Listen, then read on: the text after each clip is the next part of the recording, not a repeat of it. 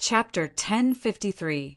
Xiao Man, Anu, and Gu Zhuting were not inferior to Wanner when it came to intelligence and craftiness. However, they were not in positions and did not participate in politics. They did not have Wanner's experience of serving the emperor since she was 14 years old and immersed in politics. Therefore, they were not used to analyzing weddings and funerals from the perspective of political changes and power struggles. Wanner was different from them. So she immediately thought of the various effects of the Tubo peace marriage on the political situation of the Great Zhou. The Turks once refused their daughter's marriage on the grounds that the prince consort who went to the Turks was surnamed Wu and not Li. As a result, Wu Yanxiu was still herding horses on the prairie. The Tubo princess could only be a member of the Li family.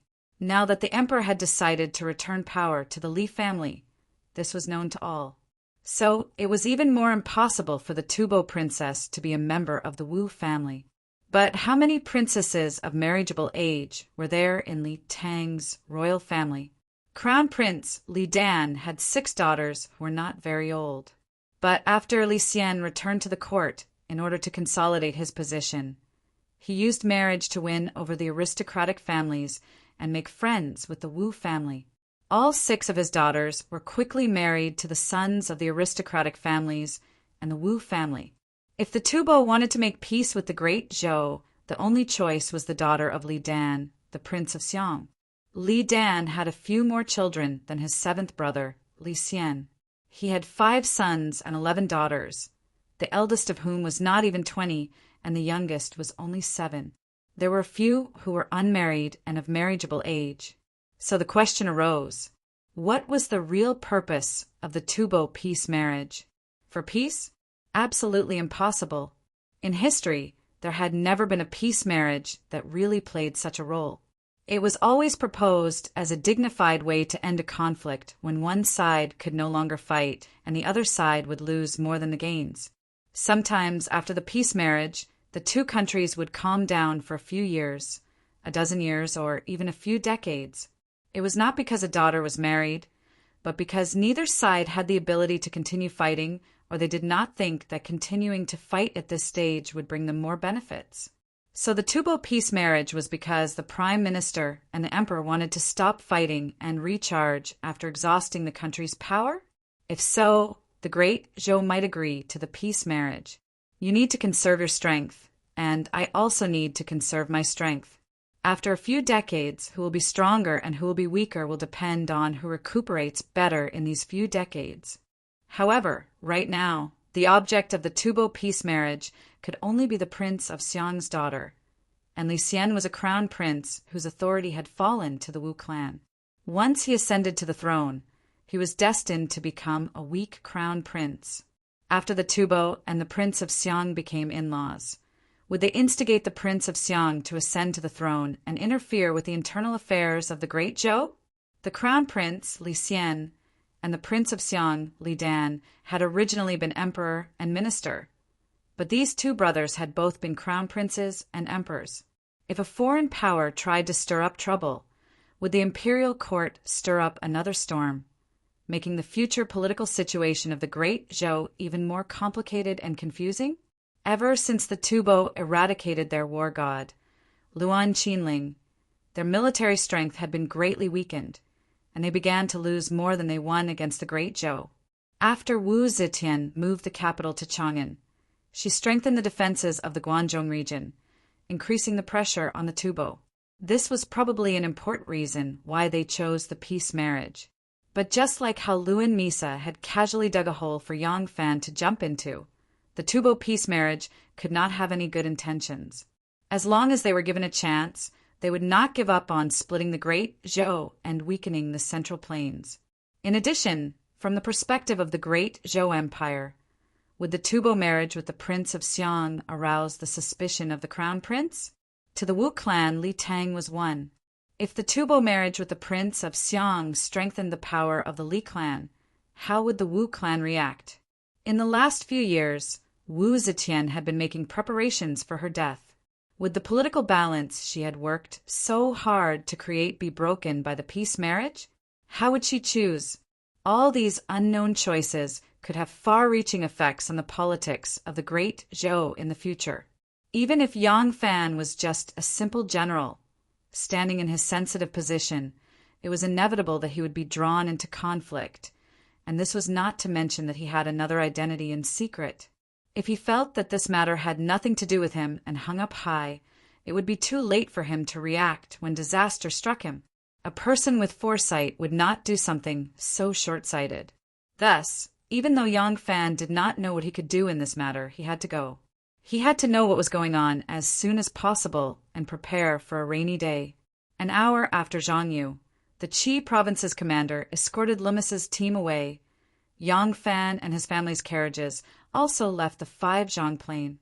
In the twilight, the carriage traveled along a strangely beautiful and dangerous ravine. This was a ravine that had been carved out by a river over tens of thousands of years. The mighty forces of nature had carved desolate and solemn marks into the yellow cliffs and river. Wanner and Yang Fan stood side by side on the yellow cliffs, looking at the strange and dangerous ravine. The night wind blew through Wanner's hair. The setting sun added a layer of gold to her hair and face, making her look like a beautiful statue. Years ago, Zhuge Liang set out from Hanzhong, took the Baoxia Road, crossed the Qinling Mountains, and entered Wuzhong Plain. Here, he was locked in a stalemate with the Wei General Sima Yi. He used a trick to lure the Wei soldiers into the gourd ravine and set fire to the entrance of the ravine. Unexpectedly, a heavy rain saved the Wei army from danger. Zhuge Liang was a great talent, but he could only sigh and say, "Man proposes, God disposes." Yang Fan rode to the top of the cliff, listening to Wanner's soft voice. It was as if he could see the golden spears, iron horses, and banners in the sky. It was as if he could hear the sound of horns and the rumbling of drums. Yang Fan sighed and said, "It is not only Zhuge Liang who feels this way. No one can do as they please, even if they are the high and mighty emperor. Don't worry, I just want to plan, not go against heaven." The Censoriate's first attack on Heir Zhang succeeded in removing the 3 brothers, Zhang Tongxiu, Zhang Changyi, and Zhang Changqi, from their official positions and fined Zhang Changzong 20 caddies of copper. It could be considered a small gain, but Heir Zhang's vitality was not damaged. A few days later, at the request of the Zhang brothers, Zhang Tongxiu and his brothers became officials again. Wu Zetian issued an edict appointing Zhang Tongxiu as the Fang Prefecture Magistrate, Zhang Changyi as the Baoang Prefecture Magistrate, and Zhang Changqi as the Qi Prefecture Magistrate. All 3 were demoted to a county magistrate. This was the first assistant of a county official. Compared to their original positions in the capital, it was a demotion, but in terms of real power, it was a demotion. With the Zhang brothers supporting them in the capital, a county magistrate was enough to suppress a county magistrate and become the real head of a county. Although the 3 were demoted, they did not leave the Guanzhong area. They were all local officials in the Guanzhong area, and the capital was in the Guanzhong area. Moreover, the 3 originally had no real power, but now they had real power in their hands. This was a strong counterattack by the Zhang brothers and also a strong counterattack by Wu Zetian. The Zhang brothers proved that the emperor loved them, and Wu Zetian showed that power was still in her hands. Although the imperial censorate could use the rules of the law to make things difficult for the Zhang brothers, she could also use the rules of power to turn the tide. The Prime Minister Wei Yuanzhong and the imperial censorate Song Jing heard that the Zhang brothers had been reactivated, and both rushed to the emperor to argue, but returned without success.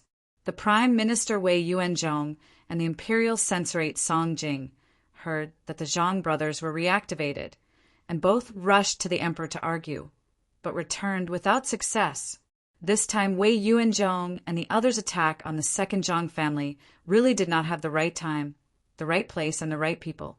This sudden accident completely diverted the attention of the court. In the face of this far-reaching and important national affair, they had no choice but to continue to be entangled in the Zhang brothers' corruption case. The Tibetan envoy Lumsa came to the capital and presented 1,000 horses and 2,000 taels of gold as tribute to the Zhou court and brought a letter of credence to ask the Zhou emperor to marry the princess of the royal family to the Tibetan Zanpu. The 1,000 horses could not be brought into the capital, so they were handed over to the local government in Qi province. Compared to the Turkic Khan Mozi's stingy marriage proposal, the Tibetan tribute was very grand, but after the peace marriage, they would receive a more generous dowry. Even if the peace marriage was not approved, the reward from the Zhou Empire would be doubled. The Central Plains Empire had always been generous. Wu Zetian received the letter of credence and announced that the Tibetan envoy would be entertained at the Linda Hall of the Daming Palace the next day. After the officials from the Ministry of Rites took the Tibetan envoy Lumsa away, Wu Zetian immediately discussed with the officials whether the Zhou Empire would agree to the Tibetan marriage proposal. For a moment, the officials were discussing, whispering to each other, and the hall was buzzing. Wu Zetian frowned, looked at the Prime Minister Banzhong, and asked in a clear voice, "Minister Wei, what do you think?" Wei Yuanzhong slowly stepped out and bowed to Wu Zetian and said, "I remember that the Emperor Taizong of the Tang dynasty once said, 'The customs of the northern barbarians are mostly about internal affairs, that is, having children, then my grandson will not invade China, and so the border has been peaceful for the past 30 years. Although the current country was called the Zhou Empire, Wu Zetian ascended to the throne because of her son's abdication of the throne, and it was a peaceful evolution. And the Emperor Taizong of the Tang dynasty was her father-in-law, so the Zhou Empire was not too afraid to talk about the previous dynasty. Wu Zetian herself often talked about how Taizong was, so it was not a big deal for Wei Yuanzhong to use Taizong's words as an answer. Wu Zetian's eyes narrowed, and she asked, "So Minister Wei agrees to the peace marriage?" Wei Yuanzhong hesitated for a moment, then nodded and replied, "Yes, I think, since Tibet is sincere about peace, why not become a father-in-law and son-in-law state? The two countries can turn hostility into friendship, and the people will be very happy." Wei Yuanzhong was a member of the Crown Prince's faction, loyal to the current Crown Prince, Li Xian, but he was also close to the Prince of Xiang, Li Dan. The reason why he hesitated just now was also because of this relationship. He felt that if they wanted to make peace with Tibet, they could only marry the Prince of Xiang's daughter, which would not be good for consolidating the Crown Prince's position. But if Li Tang's royal family and Tibet were married, it would be beneficial for Li Tang's royal family to compete with the Wu family, so it was difficult for him to choose. But the emperor had already asked, and there was no time for him to slowly weigh the pros and cons, so he could only answer hastily. Minister Wei's words are wrong. Just as Wei Yuanzhong finished speaking, a tall civil official stepped out from the crowd, vehemently saying, "In the 3rd year of Jingguan, Songzan Gampo succeeded to the throne, and after that he trained his troops, quelled the rebellions, and successively conquered the Supi, Domi, and Yangtang tribes, trying to unify Tibet. In the 8th year of Jingguan, Songzan Gampo was still in civil strife, and in order to seek the support of the Central Plains, he proposed marriage to Emperor Taizong, but was rejected. Not long after, he proposed again, but was also rejected. Songzan Gampo resorted to military force and sent troops to Songzhou, but was defeated by Emperor Taizong of the Tang dynasty, and the marriage proposal was no longer mentioned. In the 14th year of Jingguan, Songzan Gampo used military force to unify Tibet, and after the chaos, he urgently needed to govern. If he wanted to govern, he needed to borrow the strength of the Central Plains, so he sent troops to the border, and once again sent envoys to propose marriage, and added craftsmen, agriculture, culture, education, and governance as dowry. At that time, the Tang dynasty was on an expedition to Korea, and because of the civil strife of the Eastern and Western Turks, the Tang dynasty took this opportunity to send troops to suppress them, and did not have the strength to wage war on 3 sides, and also to fight with the newly unified Tibet. So they had no choice but to agree to the marriage proposal. Looking at it from this point of view, that speech was really a cover-up. Minister Wei is knowledgeable. How can you not know? Chapter 1054. The speaker was Ran Zuyong, one of the 3 thoughts and 5 dogs, now an assistant minister of the Ministry of Justice. Tubo's marriage alliance would inevitably lead to internal strife among the great Zhou's factions, but the uproar it caused was beyond everyone's expectations. Wei Yuanzhong glanced at Ranziyong and said, "Am I wrong?" Ever since Princess Wen Chang made peace with Tubo, although the two countries have not had 30 years of peace, there has been no war for 22 years. Ranziyong looked up to the sky and laughed, saying coldly, "What Prime Minister Wei said is true. But did you think that 22 years of peace came because of a woman?" Ranziyong flicked his sleeve and faced the officials, saying with fervor and assurance, "Songzan Gampo had more than one concubine. He also married the princess of Shangxiong, and his sister married the king of Shangxiong." What was the result? In the 18th year of Jingguan, Songzan Gampo destroyed Shangxiong and killed the king. Wei Yuanzhong said, "So what? He did not invade the Tang dynasty." Ranziyong said, "Wrong. He only did not directly invade the Tang dynasty. Not that he did not invade the Tang dynasty." Wei Yuanzhong frowned, saying, "What does Minister Ran mean?" Ranziyong rolled his eyes and said with a cold smile, "Prime Minister Wei, do you dare to tell the world that invading the Tang dynasty's vassal states is not an invasion of the Tang dynasty?" Wei Yuanzhong suddenly remembered something, and his voice became stifled. Ranziyong said, "After the marriage alliance, Songzan Gampo did not fight with the Tang dynasty because Ho Junji happened to destroy Gaochang at this time. The Tang dynasty set up the Anqi protectorate at Jiaohe and set up their army in coordination with Tuhan. Would Tubo dare to start a war with the Tang dynasty? But what did Songzan Gampo do in these 22 years? He suppressed rebellions, formulated laws, rewarded meritorious officials, created a written language.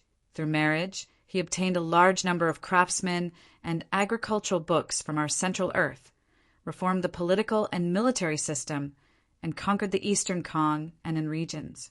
It was during this period that the more than 20 vassal states of the Tang dynasty in the Kong and in regions were swallowed up by the Tubo. Tubo has been working hard for more than 20 years. As soon as the internal affairs are stable and the national strength is strong, they send troops to destroy the last barrier between our Tang dynasty and Tubo, Tuyuhan. Tuyuhan is also a vassal state of our Tang dynasty. 7 years later, the Tubo Empire invaded 18 prefectures of the western regions, attacked Kucha City, defeated Shui, Ringue, and invaded Jiannan. Another 6 years later, they raided the 5 prefectures of Qi, Qua, He, Fang, and Diai. The following year, the Tufan invaded our Fuzhou's Linhe town and captured the town's general Du Shaoxing. In the 9th month of the same year, they defeated Li Jingxuan's 180,000-strong army and captured the Minister of Works, Left Guard Great General Lu Shenli. With all these kinds of things, how could there be peace? To seek peace from the princess and the Tufan is no different from asking for fish from a tree. It is pure, wishful thinking. Song Jing reported, "Your Majesty, the 2 states are related by marriage. If the daughter of a big country is married off to her father's country, and the son-in-law is married off to her son's country, there is no need to doubt this principle. If the 2 states are related by marriage, at the very least it will protect the people and not harm the harmony between the 2 states. At the very least it will avoid war and not harm the foundation of the country. Using one woman to defeat 1,000 soldiers, why not? If not for this marriage, the Tang and Tubo might not have had 22 years of peace." Zhou Yi reported, "Although our heavenly empire intends to win over people with virtue, the barbarians have the ambition of wolves. Without a strong military force to rely on, it is difficult for us to seek peace. If not for the marriage, the Tubo might not have dared to fight. If the Tubo dared to fight based on their situation at that time, they would have suffered great losses, and the 20 or so western vassal states of the Central Plains would not have been swallowed by them one by one, resulting in the Tubo's vast territory today." The 2 sides argued, each quoting from the classics, refuting each other, not giving an inch. The magnificent hall suddenly became a place for both sides to show off their tongues. More and more people joined the fray, but no one could convince the other side. Seeing that it was noon, Wu Zetian was tired from sitting in the court for a long time. Impatiently, she ordered, "This matter will be discussed later. Court dismissed." The clamor in the hall immediately died down. All the officials bowed to the minister and respectfully sent Wu Zetian off. Wu Zetian unhappily left the hall. The current palace guard, Ji Su, accompanied her. Sitting on the carriage, Wu Zetian shook her head and sighed to Ji Su, who was accompanying her. She said, "The court is full of officials, each with their own schemes, yet they are still dignified and full of righteousness. When will they be able to put aside their selfishness and wholeheartedly serve the country?" Although Ji Su had been demoted once, he still had a bold personality. Hearing Wu Zetian's lamentation, Ji Su straightforwardly replied, "I think that the situation of the court today is really your Majesty's fault." "Oh!" Wu Zetian waved her hand and stopped the carriage. She looked strangely at Ji Su and asked, "What do you mean by this?" Ji Su bowed and said, "Your Majesty, if water and earth are mixed into a lump of mud, will the mud fight?" Wu Zetian said, "The two have already merged into one. Naturally, there will be no fight." Ji Su said, "If the mud is divided into two, one half is sculpted into Buddha, the other is sculpted into Tianzuan. Will there be a fight between them?" Wu Zetian said, "One Buddha, one Tianzuan, each seeking incense. Naturally, there will be a fight." Ji Su said, "Exactly. If the royal family, Li family, and the relatives, Wu family, each abide by their duties, the world will be at peace. Now that the crown prince has been appointed and the relatives still call themselves kings, this is your Majesty creating a situation where they will have to fight in the future. I fear that they will not be at peace." Wu Zetian was silent for a long time. She sighed and said, "I also know, but things have come to this, there is nothing I can do." The estates of the Prince of Xiang's 5 sons had not yet been completed, so the 5 princes were still living in their father's estate. Today was not the grand court conference, so the Prince of Xiang and his 3 sons did not need to go to the palace to see the ruler. However, the news of the Tufan peace marriage still quickly spread through their channels to the Prince of Xiang's estate. Upon hearing the news, Li Dan immediately summoned his 3 sons. Because the 4th and 5th were still young, they did not participate in the discussion. In truth, the 3rd son, Li Longji, was also not very old, but he was mature and resourceful, even more so than his 2 older brothers. He had always been highly regarded by the Prince of Xiang and would often be summoned to discuss matters with him.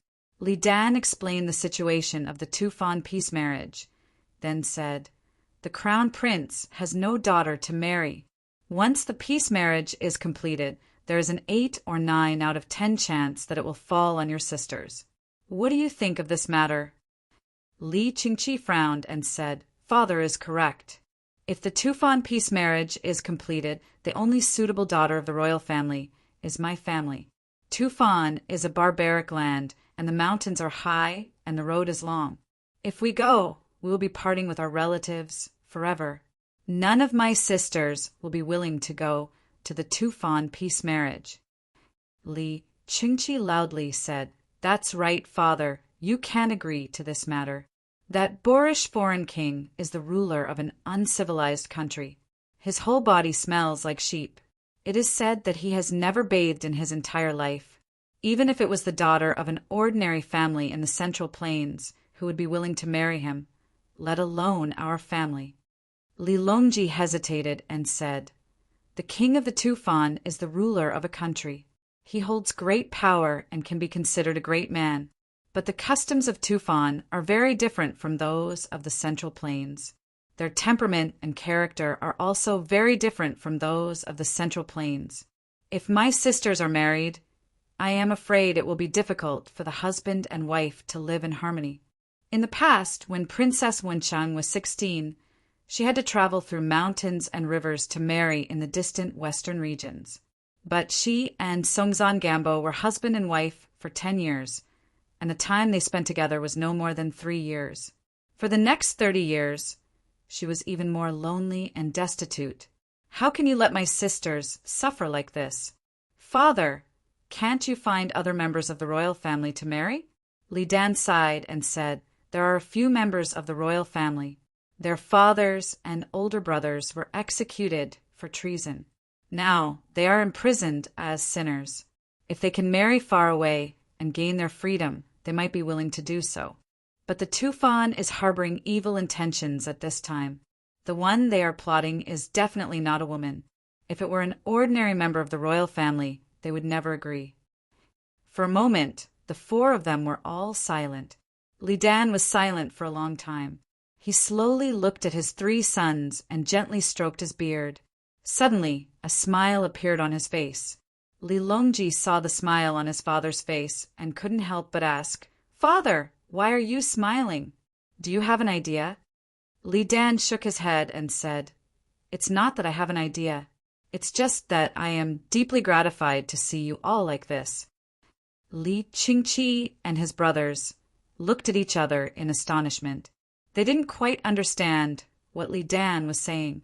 Li Dan said, When I came to discuss this matter with you 3 brothers, all of you were thinking about was whether you sisters would be happy or not.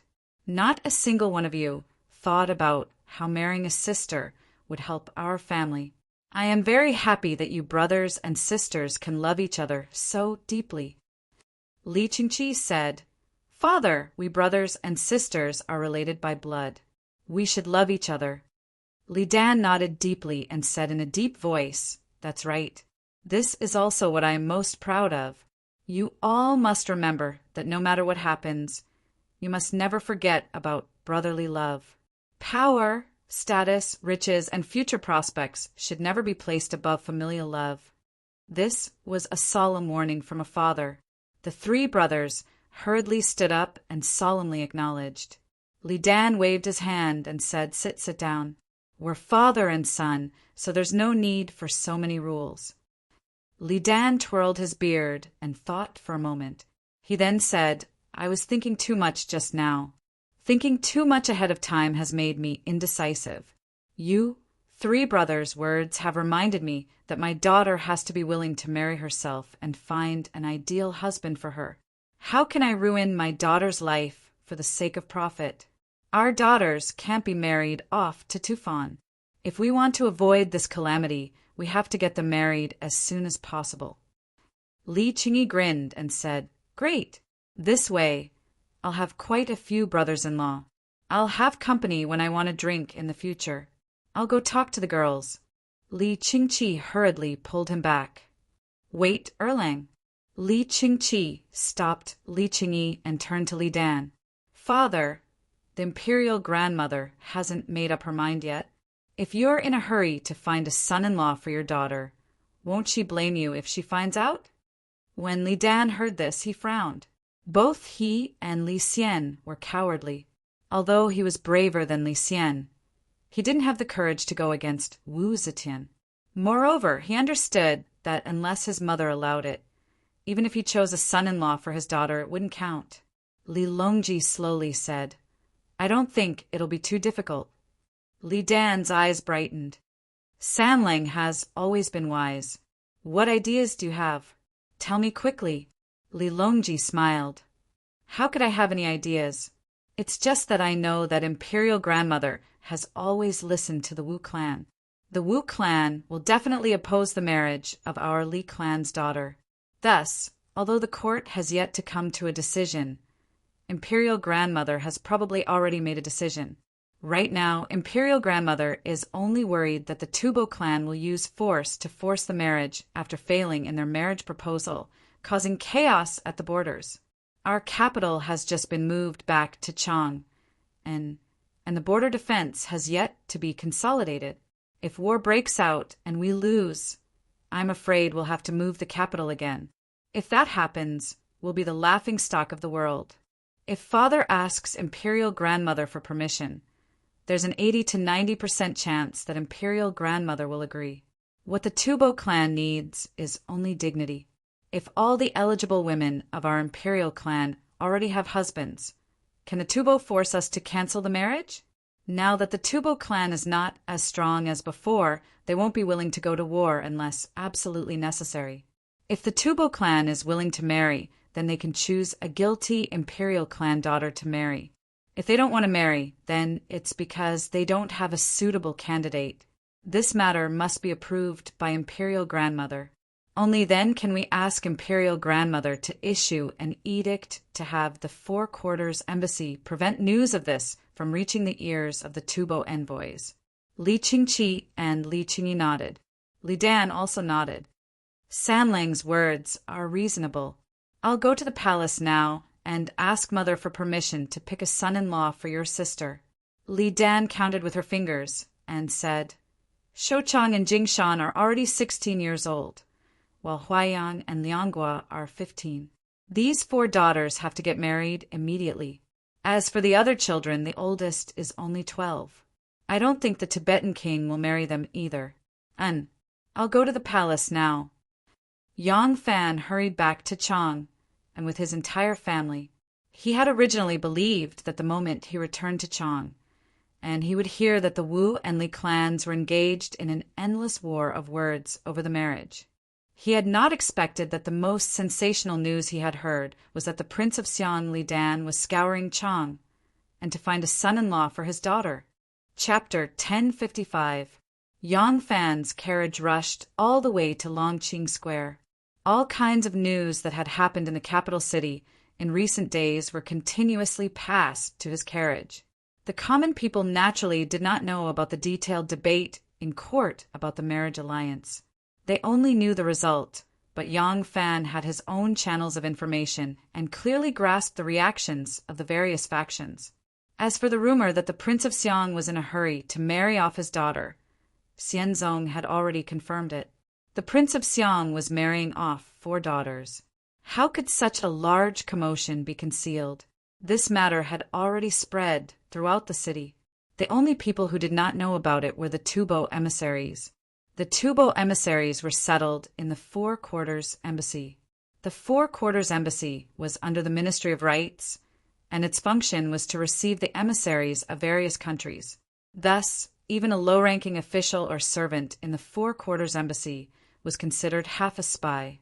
They analyzed the words and actions of the emissaries and obtained all kinds of intelligence. At the same time, they were also responsible for preventing the emissaries from spying on their own country. Under their vigilance, Misa and the others really did not know what was happening in Chang City. Moreover, in order to cover the Prince of Xiang's selection of a son-in-law, Wu Zetian had used the excuse of lacking palace maids after the capital was moved to hold a selection in Chang City. For a moment, the common people of Chang's were busy looking for son-in-law to marry off their daughters. This was an excellent cover for the Prince of Xiang's actions. After reading the news, Yang Fan lightly sighed and said to Xiao Man, If the Prince of Xiang can marry a daughter into the Tubo Empire, it will be extremely beneficial to his consolidation of power.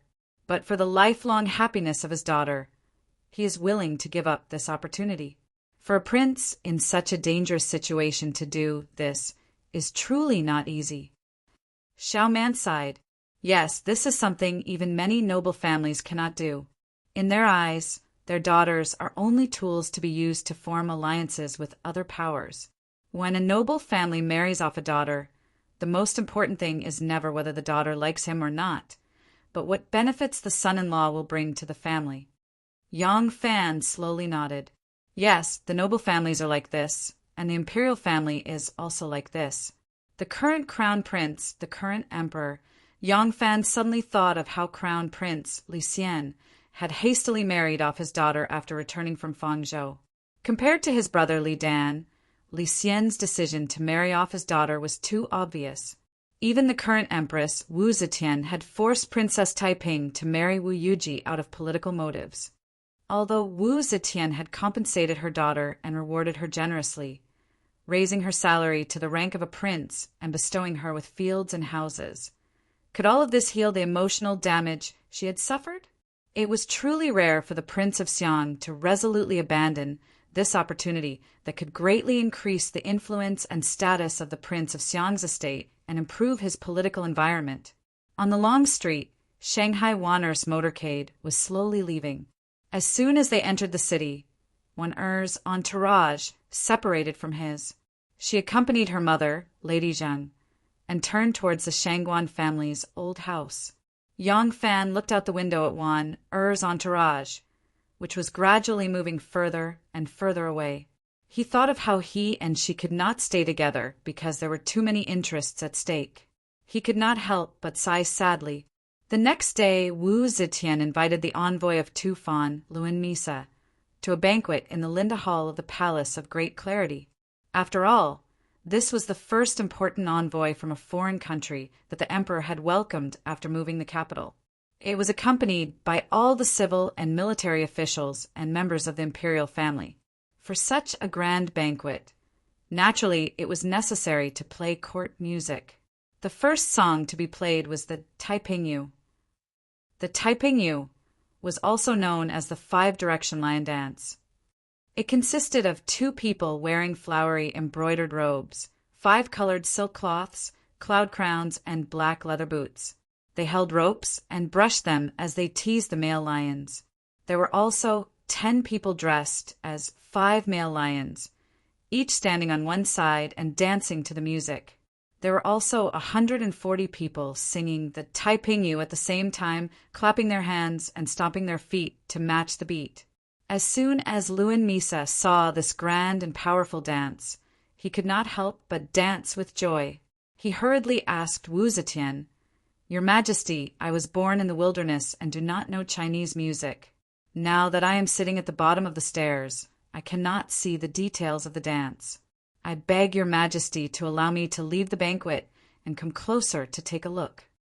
Wu Zetian smiled and nodded her head. Luan Misa and Tufan's assistant envoy left their seats and rushed to the side of the song and dance performers. They leaned against the dragon pillar and whispered to each other, praising them incessantly. The civil and military officials in the hall saw them like this. They could not help but show contempt on their faces. Some people even whispered and laughed in low voices. But Luan Misa and the deputy envoy stood there with a look of surprise and admiration. They seemed to be completely unaware of the people's barely concealed mockery. Yang Fan held his sword and stood at the side of the hall, watching his performance with cold eyes. He gradually became vigilant. He had a confrontation with Luan Misa on the Wuzhan plain, so he knew that this man's appearance was rough, but his mind was actually very cunning. Perhaps Luan Misa had never seen this kind of grand, well-dressed, uniform, and dignified palace music. But as an envoy sent by the Tubo king, his self-restraint should not be this low. Now that he was pretending to be rough, he must have some ulterior motive. When the song of peace and prosperity was over, Luan Misa and the deputy envoy returned to their seats. They sighed in admiration and thanked Wu Zetian, saying, "Ever since I entered the holy court, I have received your Majesty's preferential treatment. Now that I have seen this wonderful music, my life has not been in vain. Although I am lowly, I really do not know how to repay heaven's kindness. I only wish your Majesty to live long, long, long live." Luan Misa humbled himself. Even though she knew that he was speaking words of flattery, Wu Zetian could not help but be pleased. She, who rarely drank in recent years, unexpectedly also picked up her cup and took a big sip. Luan Misa continued, "Tufan is located in a remote and desolate area. We have always admired the culture of the Central Plains. Today, I have been sent by my king to come to your country. I sincerely beg the Holy Emperor to allow the marriage of the imperial princess to my king. From now on, our two countries will forever be father and son-in-law." Wu Zetian was slightly startled. She put down her cup and said with a smile, "Even if I am an ordinary housewife, marrying off my daughter is not a small matter. I have to discuss it with my children and see which of the marriageable girls in my family is the best match. Since you have just arrived in the Central Plains, there is no need to be anxious. Today, Let's watch the song and dance and discuss this matter later. Luan Misa had no choice but to thank her and return to his seat. Following that, the hall began to play four-way music. Luan Misa sat upright and watched while his assistant looked left and right. Suddenly, he saw someone and was startled. He whispered a few words to Luan Misa. Luan Misa looked over and was also slightly startled. Then the two of them whispered to each other and peeked at each other from time to time. Wu Zetian saw that the two of them were acting suspiciously. She could not help but ask, "What are you looking at?" Luan Misa quickly bowed and said, "Your Majesty, may I ask if the general at the opposite table is surnamed Tang?" Wu Zetian looked at the person he was pointing at. He was indeed wearing a general's uniform. He looked vaguely familiar, but she could not remember his name. She signaled him to come forward. That person was Liangzhou's Governor Tang Xiujing, because he had just returned to the imperial court to handle some matters. According to his rank, he was also attending the palace banquet today. After Tang Xiujing introduced himself, Luan Misa suddenly realized, it really is General Tang. Wu Zetian curiously asked, "Do you have a relationship with Tang Xiujing?" Luan Misa hurriedly said, "My country overestimated its own strength and offended your country's heavenly prestige. During the Battle of Hongyuan, I saw this General Tang with my own eyes. This General Tang is brave and invincible. He was outnumbered and defeated my Tufan army.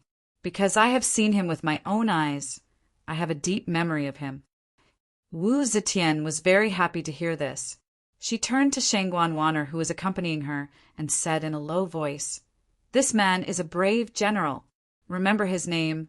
I want to put him in an important position." Yang Fan did not believe that, as an envoy, Luan Misa did not have this kind of profound bearing at the banquet. Even the old and clumsy Wu Zetian was able to notice his strange behavior. He was afraid that seeing Tang Xiujing and exposing the scandal of his defeat at the hands of the Zhou army were all intentional. This Luan Misa was so servile that he did not hesitate to expose his own disgrace. First, he portrayed himself as a country bumpkin who had never seen the world. Now he shamelessly exposed the scandal of their defeat at the hands of Tang Xiujing. Was all this just to curry favor with the emperor and ask for a marriage alliance? When a bird is about to strike, it will fly and fold its wings. When a fierce beast fights, it will bow down. Yang Fan suddenly thought of these words and couldn't help but tremble. He immediately rushed to the palace and gave a few orders to Ren Wei, who was patrolling outside, before returning to the palace. As the sect master, there were many things that he did not need to do personally. As long as he thought of it, he could use his own strength to carry it out. In this case alone, if he had any suspicions, he could use his own strength to investigate. And these matters were not something that a few servants and attendants in the estate could accomplish. Besides Yang Fan and Xin Mu, only the imperial court had this kind of power.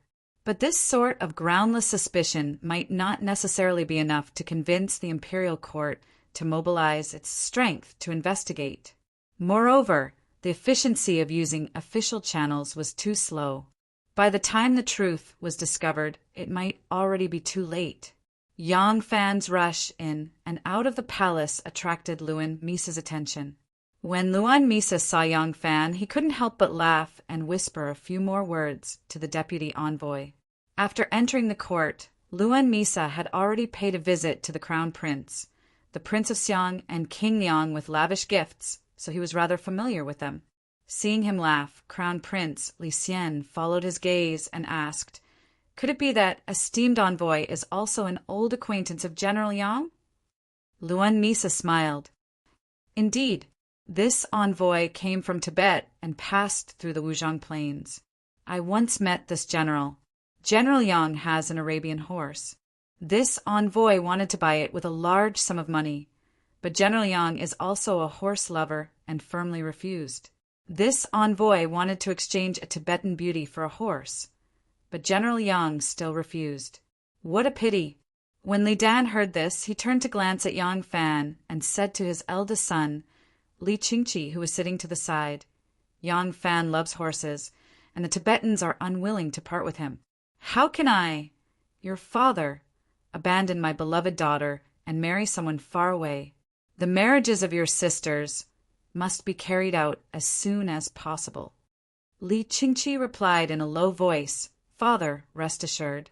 Your son has already selected a few suitable candidates from the talented and noble young masters of the capital. In the next few days, I will invite them to my residence for a banquet and have the sisters take a look. If they are to their liking, they will immediately be engaged. Li Dan nodded. At this moment, Luan Misa suddenly said to him, This envoy has heard that your highness, the Prince of Xiang, has many beloved daughters who have all reached marriageable age. My prince is currently in his 30s and is in the prime of his life. Moreover, he has always longed for the people of the Central Plains.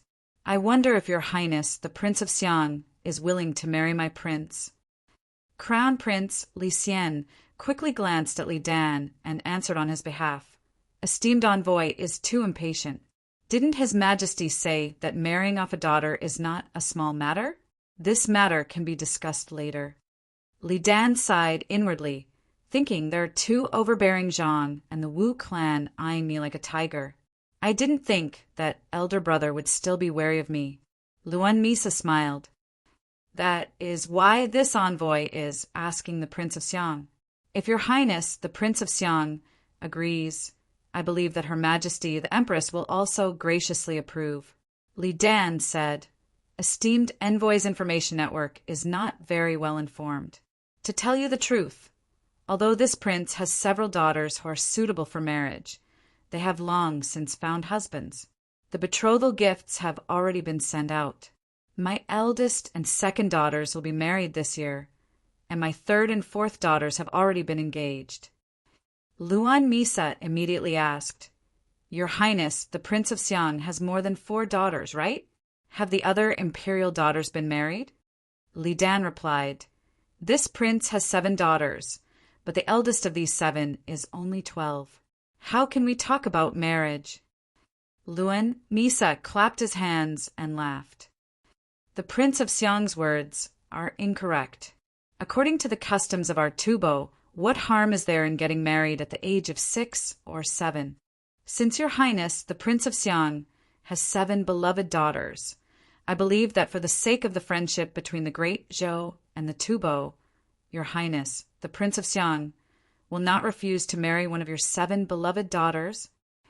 Chapter 1056. Li Dan was dumbstruck, momentarily speechless at Trinling's words. He suddenly remembered, in the 3rd year of Xianqing, when Tubo proposed marriage to the Tang dynasty, Tubo King Mongsong Mangzin was only 8 years old.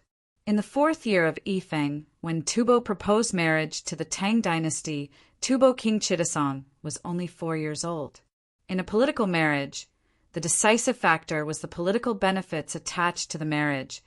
Age was definitely not an issue. In fact, in the history of the Tang dynasty, Tubo had asked for a marriage with the Tang several times, including the 3rd year of the Divine Dragon. Tubo had asked for a peace marriage with the Tang. At that time, the Tubo king Yinda Zizin was only 3 years old. 3 years later, the peace marriage was successful.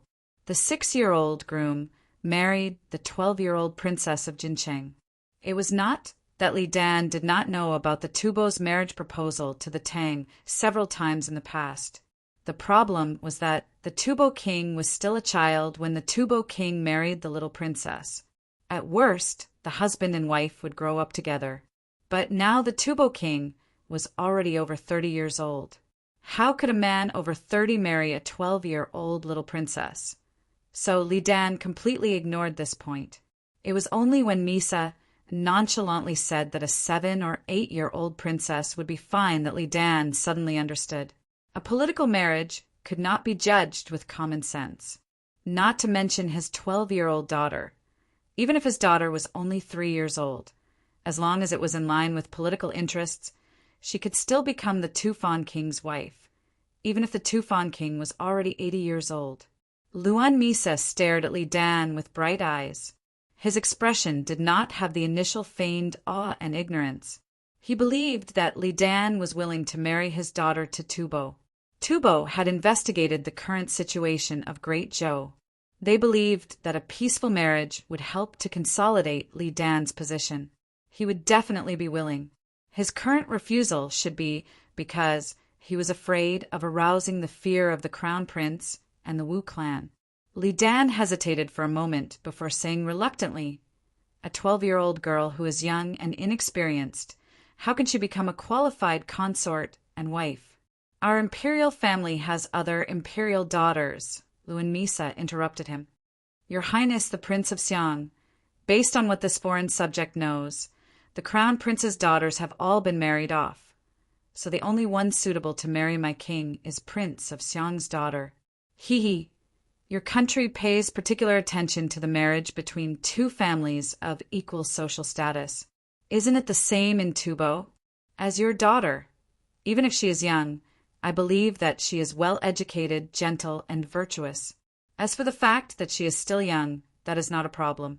After my Wang marries Wang Fei, we can wait until she is a bit older before consummating the marriage."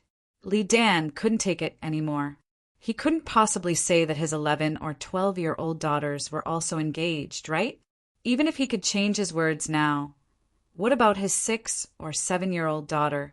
Could it be that they were already engaged? But he did not even want to marry his grown-up daughter to Tubo.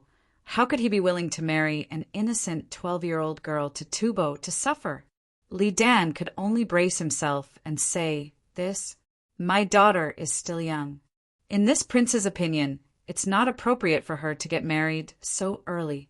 How about this? Let this prince discuss this matter with the empress first. Today, we are only hosting a banquet for the esteemed envoy. Let's not talk about this matter for the time being. Come, let's have a drink." Li Dan could only use the delaying tactic against the Tubo proposal, but he didn't know how long he could delay it. Luan Misha would go to the imperial palace every other day to seek an audience with the Son of Heaven, urging him to agree to the marriage. From time to time, he would also visit the crown prince, the Prince of Xiang and Prince Liang, using both the carrot and the stick. Wu Zetian had also tried to marry a sinner daughter to Tufan as a princess, but she was flatly rejected by Luan Misa. Luan Misa's reason was that Tufan Zanpu was, after all, the ruler of a country and could not be matched with a sinner daughter of the great Zhou dynasty.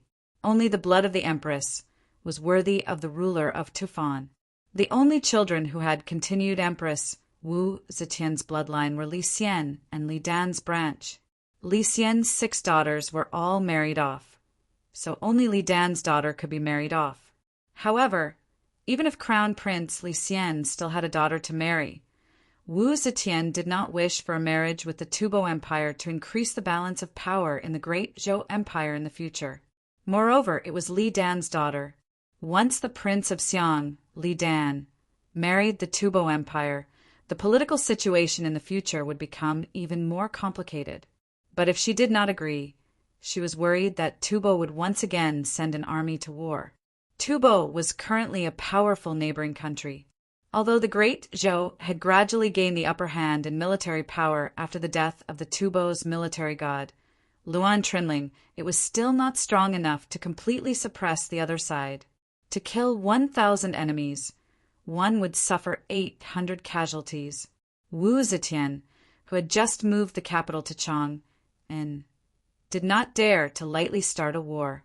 In the past, it was not that Wu Zetian did not have this confidence, but ever since the little Khitan rebelled and lost Wang Xiaojie and several other great generals, sent troops to Hebei, and dealt a blow to the great Zhou, Wu Zetian suddenly realized that although the great Zhou still looked like a colossus, it was no longer as powerful as it was in the days of Taizong and Gaozong.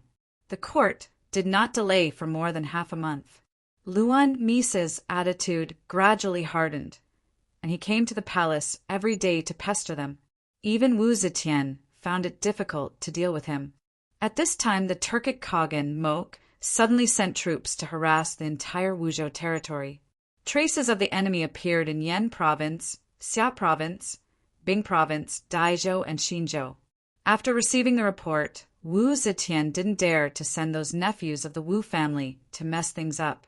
She first appointed Xue Jichang, the chief scholar of Yong Province, as the defense ambassador of Shandong Province, in charge of the troops in Hebei Province, Zhongying, Yu, Yiheng, and Ding provinces.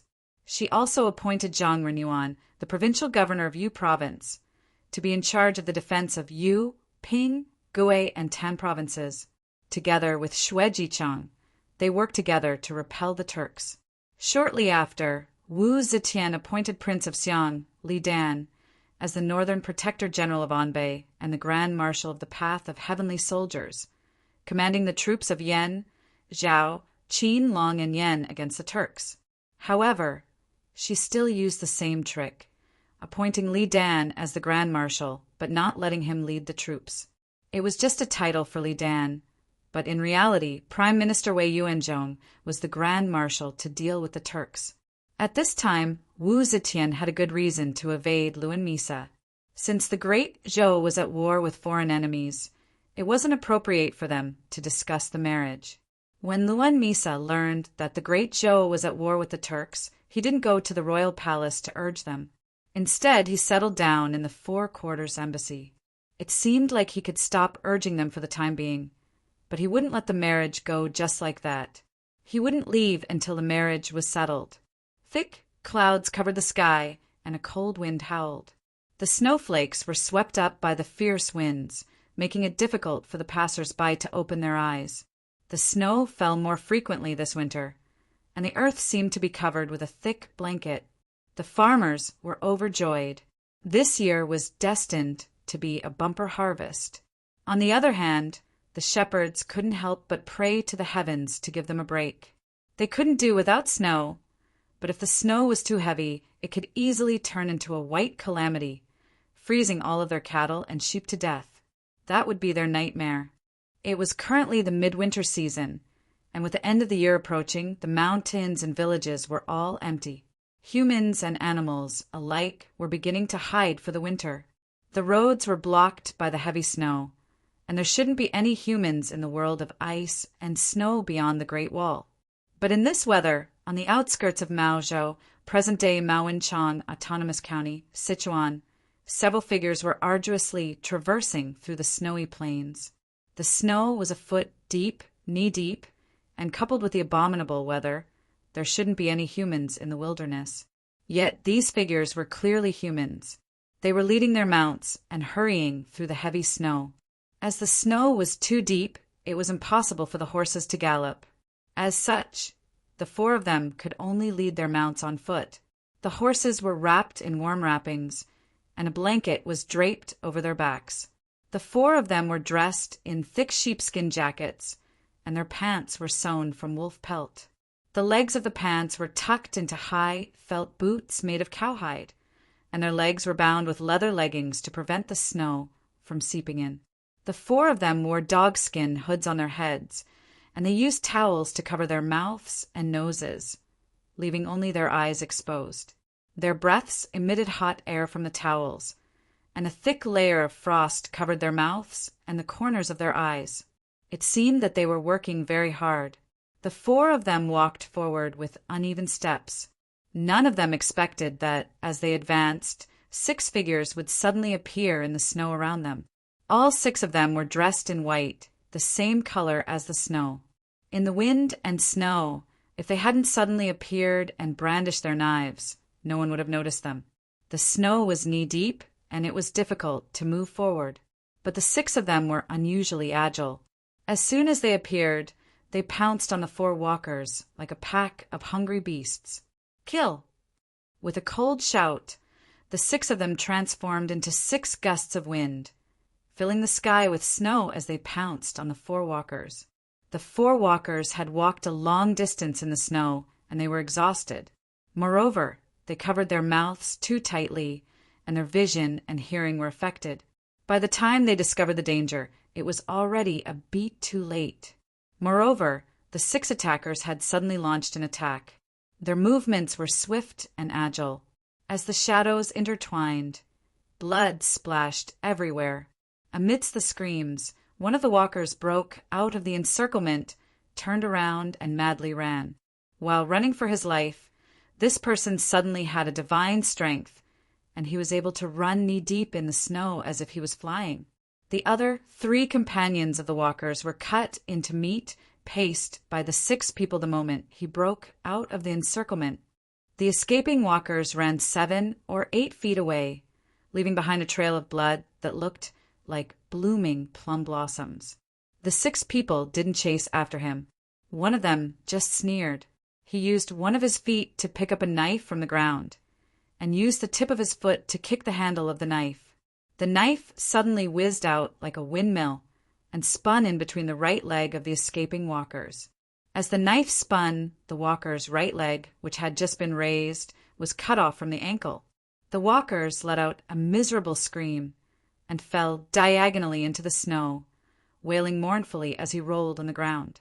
A white-robed assassin slowly chased after him, and with a palm strike he struck the walker's neck and knocked him out. Then he grabbed the walker's collar and dragged him back like a dead dog, leaving a horrifying trail of blood wherever he passed. This person was left alive, but they didn't try to bandage his wound. In the cold of the 12th lunar month, a drop of water would turn into ice. Soon, this person's wound would freeze into ice, and he wouldn't die from excessive blood loss. The 6 people suddenly killed 3 people and chopped off another person's leg, but they looked as if they had just slaughtered 3 wild dogs. Their expressions were terrifyingly calm. They carefully searched the 3 corpses and put everything they found into their own pockets. A moment later, the 6 people led the 4 horses and carried the half-dead walkers and disappeared into the endless wind and snow. The wind and snow would quickly bury the blood on the ground, the scattered corpses and the weapons. If the beasts with a keen sense of smell couldn't dig them out from under the snow and wrap them up, they would have to wait until spring before they could be discovered. These 6 people were just one of the hundreds of small teams that Xianzong had sent out after Yang Fan gave the order. They had luckily found the people they were looking for in their mission. After completing the mission, they turned in the things they had found and the people they had captured alive. As for why and who they had killed, they didn't care at all. They were originally horse bandits who killed without blinking and only cared about getting paid. After the things they had seized and the people they had captured changed hands 5 times, they were taken over by Yang Fan's people. Before this, the 5 layers of relationships did not know that they were working for the Succession Hall, and did not even know that the Succession Hall existed in the world. The people who were alive were interrogated by Yang Fan's people. As long as they were still alive, they had a way to make them talk. Very quickly, the information they had obtained was carried by a dog-pulled sledge, and like an arrow, it passed through the snowy Guangzhou plains into Chang. At this time, Yang Fan was on duty in the 1,000 Horsemen camp, and the information was passed to Rinwei. When Yang Fan read the secret letter, he couldn't help but be shocked. Unfortunately, he was right. The Tubo really had other plans. Chapter 1057. As the end of the year approached, the defense of the palace was strengthened. Yang Fan patrolled around again and told Duga Huiji, who was on duty today, to be extra cautious and not make any mistakes. Only then did he find an excuse to leave the palace. As soon as Yang Fan left the palace, Rinwei, who was waiting at the black tortoise gate, draped a fox fur cloak over him. Yang Fan asked in a low voice, "Has Shinmu returned to the capital?" After the air hall and the obvious and hidden sects got rid of the aristocratic family's control and became partners, there were many relations that needed to be clarified. Shanmu was better at these kinds of things than Yang Fan. Moreover, he was more familiar with the aristocratic families than Yang Fan. In addition, he did not have an official identity and could move freely. Therefore, these days he had been running between the aristocratic families to coordinate and discuss. Now that it was snowing heavily and the end of the year was approaching, Shinmu had to return to the capital for the new year. Yang Fan had asked Rinwei to inquire about Shanmu's return date in advance. The two had not seen each other for a long time. There were many things between the obvious and hidden sects that needed their 2 leaders to discuss. Shen Mu's participation in this important matter was even more important. Ren Wei said, I have received news that young Master Shen will return to the capital tomorrow. Yang Fan looked up at the gloomy sky and sighed. The snowstorm in Guangzhou this year is too heavy. I hope there will be no heavy snowstorm tomorrow to hinder his journey. Ren Wei grinned and said, General, rest assured, no matter how heavy the snowstorm is, it can only stop thousands of troops and horses. If young Master Shen wants to return to the capital, he will definitely not be delayed. Yang Fan nodded. At this time, a subordinate brought him a horse. Yang Fan fastened his cloak, adjusted the saddle, and mounted the war horse. By the Longqing Pool, the 5 Junwang mansions on the right side of the Yang family mansion were already half completed. Li Qingqi's and Li Qingyi's mansions had already been officially completed, and Li Longji's mansion only had one last place left that needed to be completed. Due to the cold weather, they had temporarily stopped work. The completion of Li Qingqi and Li Qingyi's new residence naturally necessitated a celebration, and the banquet was held today at Li Qingqi's estate. Compared to Princess Annel's housewarming banquet, which had lasted for several days and invited all the nobles of the capital, the Prince of Xiang's 5 sons were much more low-key. Besides their own siblings, they had only invited a few members of the imperial family. The 4 young ladies of Shouchang, Jingshan, Huayang, and Liang were already engaged, and their future husbands were also invited today. The 4 young ladies could only accompany the noble ladies of the imperial family in the rear residence. It was not good for them to walk around, lest they bumped into their fiancés and embarrassed them. The other 7 young ladies were still young and were not treated as women. They were all treated as naughty children. The girls were lively and extremely active, so it was uncomfortable for them to stay in the rear residence, but it was not good for them to go to the front residence and mingle with the male guests. As a result, the 7 of them walked around the Junwang residence and soon arrived at the secluded left gable. Of these 7 girls, the oldest was only 12 and the youngest was only 6.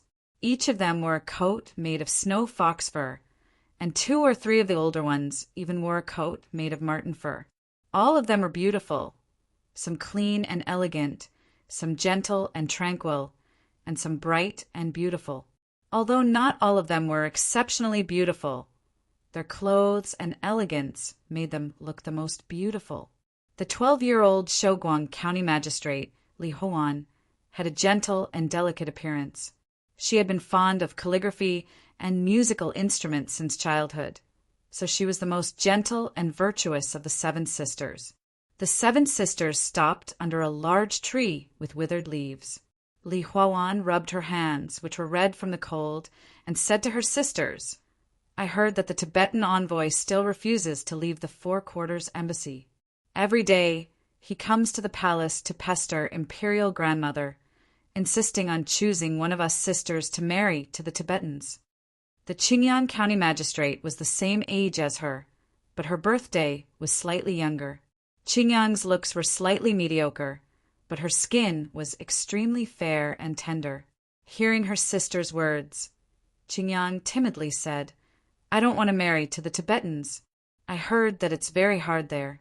They use carpet as their rooms and the ground as their beds. Moreover, the highlands are closer to the sky, the sun is blazing, and the wind is strong.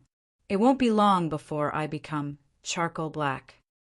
The Xiqing County Magistrate, who was also 12 years old, said, You only know how to cherish your skin. This small matter is nothing.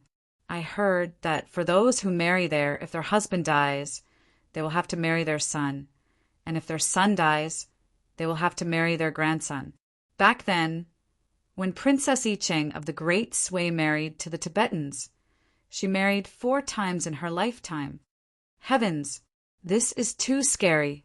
This kind of thing that goes against the moral principles.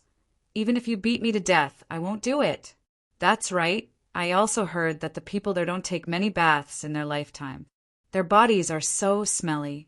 A few young girls covered their mouths and noses at the same time, their delicate eyebrows also wrinkled. as if they had already seen a very smelly, very dirty, very, very smelly man. The 9-year-old Chongcheng County Magistrate, Li Qiang, was the most outstanding beauty among her sisters. She had a pair of big and bright eyes, red lips, white teeth, and delicate facial features. Although she was still young, the special bright and beautiful temperament of a beautiful girl could not be concealed. Li Qiang angrily said, "I really don't understand. Why does Imperial Grandmother have to be so tolerant to the Tibetans? Could it be that she is willing to let her own granddaughter marry to the Tibetans and suffer?"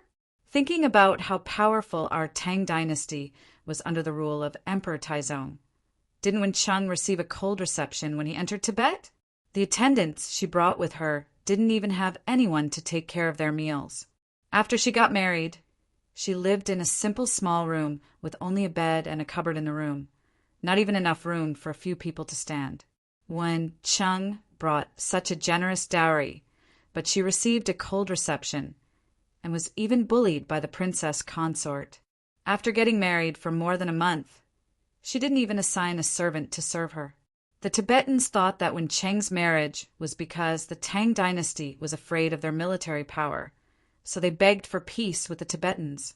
Our Tang dynasty was obviously humiliated to the point of losing face, but the historian still tried his best to blow his own trumpet, saying that the Tibetans admired our Tang dynasty and how they bathed in the grace of the heavenly kingdom. They were deceiving themselves and others. Princess Wen Cheng married to the West, and when she arrived in the Tibetans, she was only a secondary consort, not even the legal wife. The Tibetan king built the Jokhang temple for the legal wife and enshrined the 8-year-old statue of Sakyamuni brought from Nepal. But for Wen Cheng, he only built a much smaller Jokhang temple and enshrined the 12-year-old statue of Sakyamuni brought from our Tang dynasty. The difference in status between the two princesses was obvious.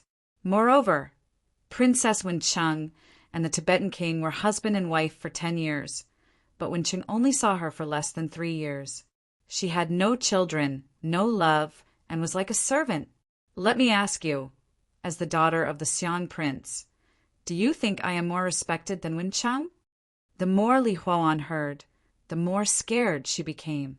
She couldn't help but ask, "Qiang, where did you hear this? How come I don't know about it?" Li Qiang said, "I heard it from third brother. The court officials only know how to blow their own trumpet, to make themselves look fat at their own cost. Will they tell you the truth?" Li Huoan knew that this little sister was smart and quick-witted, and Sanling Longji was the most mature and steady of the siblings. He was usually the most concerned about the affairs of the world. Since it was him who said it, it must be true, so she was even more scared. The Princess of Hua was only 6 years old, so she didn't know much, but she could understand whether the words of her sisters were good or bad. She couldn't help but be scared, and with tears in her eyes she said, I don't want to go to Tibet." Li Qiang rolled her eyes at her and said unhappily, "All right, what are you crying for? You have 6 older sisters above you, so it won't be your turn." Hearing Li Qiang say this, the 12-year-old sisters of Shouguang, Qingyang, and Shiqing couldn't help but panic. They were the oldest of the 7 girls, so once the emperor agreed to the marriage, the one to be married to Tibet would most likely be one of them. Li Huoan clenched her fists and loudly said, "I won't marry. I'd rather die than marry." The Qingyang County Magistrate bit her little finger and thought for a while. Suddenly, her eyes brightened and she excitedly said, "That's right. Back then, Tibet proposed marriage to our Tang dynasty, wanting to marry Taiping Aunt. Didn't Imperial Grandmother build a Taoist temple for Taiping Aunt so that she could become a monk? In the end, Tibet could only return empty-handed. Why don't we also become monks?" The Princess of Hua applauded. "Good, good. Then let's become monks together. Everyone will live in the same temple in the future, so it won't be boring." The Shiqing County Magistrate dejectedly said, "Forget it. This is really wishful thinking. 7 imperial daughters becoming monks together. Do you think this reason can deceive the Tibetan people? Do you think they are stupid?" The girls looked at each other and slowly lowered their heads. Li Qiang bit her thin and tender lips. Her big watery eyes looked around a few times. Suddenly she said, "Today the emperor's relatives have come to congratulate our Dishyong on his housewarming. Why don't we take this opportunity to make a big fuss and let imperial grandmother know that we would rather die than marry? Maybe the Tibetan people will retreat." Li Huan hurriedly asked, "Tell me, how do we make a big fuss?" Li Qiang was in high spirits as she said, "We hang ourselves." Ah! Li Huan's mouth opened wide in shock, but she immediately understood Li Qiang's meaning. She couldn't help but ask hesitantly, "You mean, we pretend to die to show our sincerity?" Li Qiang proudly said, "That's right. There are so many people going in and out of the prince's mansion, we can't really hang ourselves. As long as we are willing to hang ourselves, the news will certainly reach Imperial Grandmother's ears. Imperial Grandmother can't force her granddaughter to hang herself and then force her to marry, right?" Prince Xiang had 5 sons and 11 daughters. Among the 5 sons, third son Li Longji was the wisest and had always been respected by his brothers. Among her daughters, Li Qiang, who was only 9 years old, was the most intelligent and quick-witted. Her sisters had always listened to her. The 6 sisters listened to Li Qiang's words, looked at each other, and couldn't help feeling excited. "Little brother, you have to be careful. Don't fall down." I know, sister. You're really annoying. Just help me look out. Tell me if someone comes." Yang Yinzu, like a monkey, nimbly climbed up a branch of an old plum tree, and then continued to climb higher. Wherever his hands and feet touched, the snow on the tree rustled down. Yang Shinian avoided the falling snow, stood under the tree, and nervously stared at her little brother. The weather was cold, and the siblings really had nowhere to play. Seeing that the old plum tree was gorgeous, Yang Sarong took a fancy to the fragrant plum blossom tree. Yang Yinzu, who had too much energy but had nowhere to go, immediately volunteered to climb up the tree. Yang Sarong was worried that her mother would see, but she also wanted to break off the plum blossom branches. She was very conflicted. Yang Yinzu was on the first branch. He could reach out and break off the plum blossom, but he was playful. Since he had climbed up the tree, he wanted to climb to a higher place. Fortunately, his body was light, and the trunk could support him. As he climbed up, the old plum tree did not sway much. "Alang, you're back." In the distance suddenly came the solicitous voice of Mo Xuanfei. Yang Sarong hurriedly shouted, "Oh no, father is back. Nianzu, come down quickly." "Sister, don't be noisy. I'm afraid father doesn't know I'm here. How can I go down so quickly?" Yang Yinzu, like a little adult, impatiently interrupted his sister's words, rolled his eyes, and an idea came to his mind. "Sister, I'll hide in the tree and not move. Father will pass under the tree. He won't look up." Yang Sarong hurriedly said, "Then what should I do?" Yang Yinzu said, "Sister, you're so stupid. You hide behind the tree. Wait for father to pass, then we'll come out." Oh. Yang Sarong happily agreed and tiptoed to the back of the tree. Yang Fan, wearing a military uniform and a cloak, strode along the clean gravel path to the old plum tree. The white snow on the roadside was not cleared, and Yang Fan suddenly saw a clear line of small footprints leading to the back of the plum tree. He looked up and saw a corner of a dress behind the tree. Yang Fan couldn't help but laugh. The little girl was so focused on her head that a part of her dress was exposed, but she didn't notice it at all. Yang Fan only thought that his daughter knew he was home and was playing hide and seek with him. He was about to sneak up and catch her when a wisp of snow suddenly fell from the tree. It was because Yang Yinzu was nervous that he moved his feet and touched some snow. Yang Fan was startled, and his figure suddenly floated away like a ghost. Yang Fan suddenly looked up and saw his son hugging the trunk and lying on the top of the tree, looking at him with an embarrassed face. Yang Fan's face turned serious, and he shouted in a deep voice, "You little bastard! Why did you climb so high? Are you going to see the hanging ghosts?" Yang Yinzu was not afraid of the heavens or the earth, but he was afraid of being scolded by his father. Yang Yinzu embarrassedly replied, "Father, I want to help my sister." Yang Yinzu was about to confess, but suddenly saw the situation of the neighbors outside the wall, and he couldn't help but exclaim, "Wow, Father, you're so right. Standing here, there really are hanging ghosts. A group of hanging ghosts. It's so spectacular." Chapter 1058. Li Qieying tightly grasped the belt around her neck. Her face was red. She panted and shouted at the youngest county magistrate of Hua. "You little idiot! I clearly told you to pretend to hang yourself. Why did you really hang yourself?" Little Huagua, who was 6 years old, was hanging from the belt. She was so tight that her tongue was almost sticking out. Her face was red, and she kept yelling and kicking her legs. She wanted to raise her hands to grab the belt, but she couldn't lift them at all. Li Qieying gripped the ring around the belt and said nervously, "Why isn't anyone here yet? Qieying, it's bad. Little sister is about to hang. Let's call for help." The Qingyang County princess said with tears in her eyes, I can't hold on much longer." Li Qieying said, "Then let go. It's not high from here. You won't die if you fall." The Qingyang County princess said with a trembling voice, No, I'm scared. I don't dare. Ouch." She was weak and couldn't hold on any longer. Her hands loosened and the ring tightened around her neck. The Qingyang County princess' eyes bulged and she couldn't speak. Li Huan panicked. She was already exhausted, and now her hands slipped and her neck was tightly bound by the belt. This time, the 7 sisters' act became reality. Originally, they wanted to pretend to hang themselves, but now they were really hanging themselves.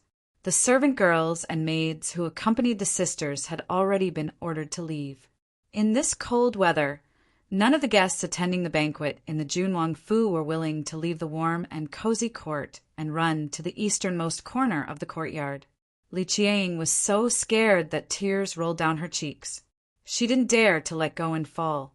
Seeing that she didn't have the strength to hold on any longer, she could only scream in fear, "Quick! Someone, come!" On the other side of the wall, Yang Fan heard his son talking nonsense in the tree.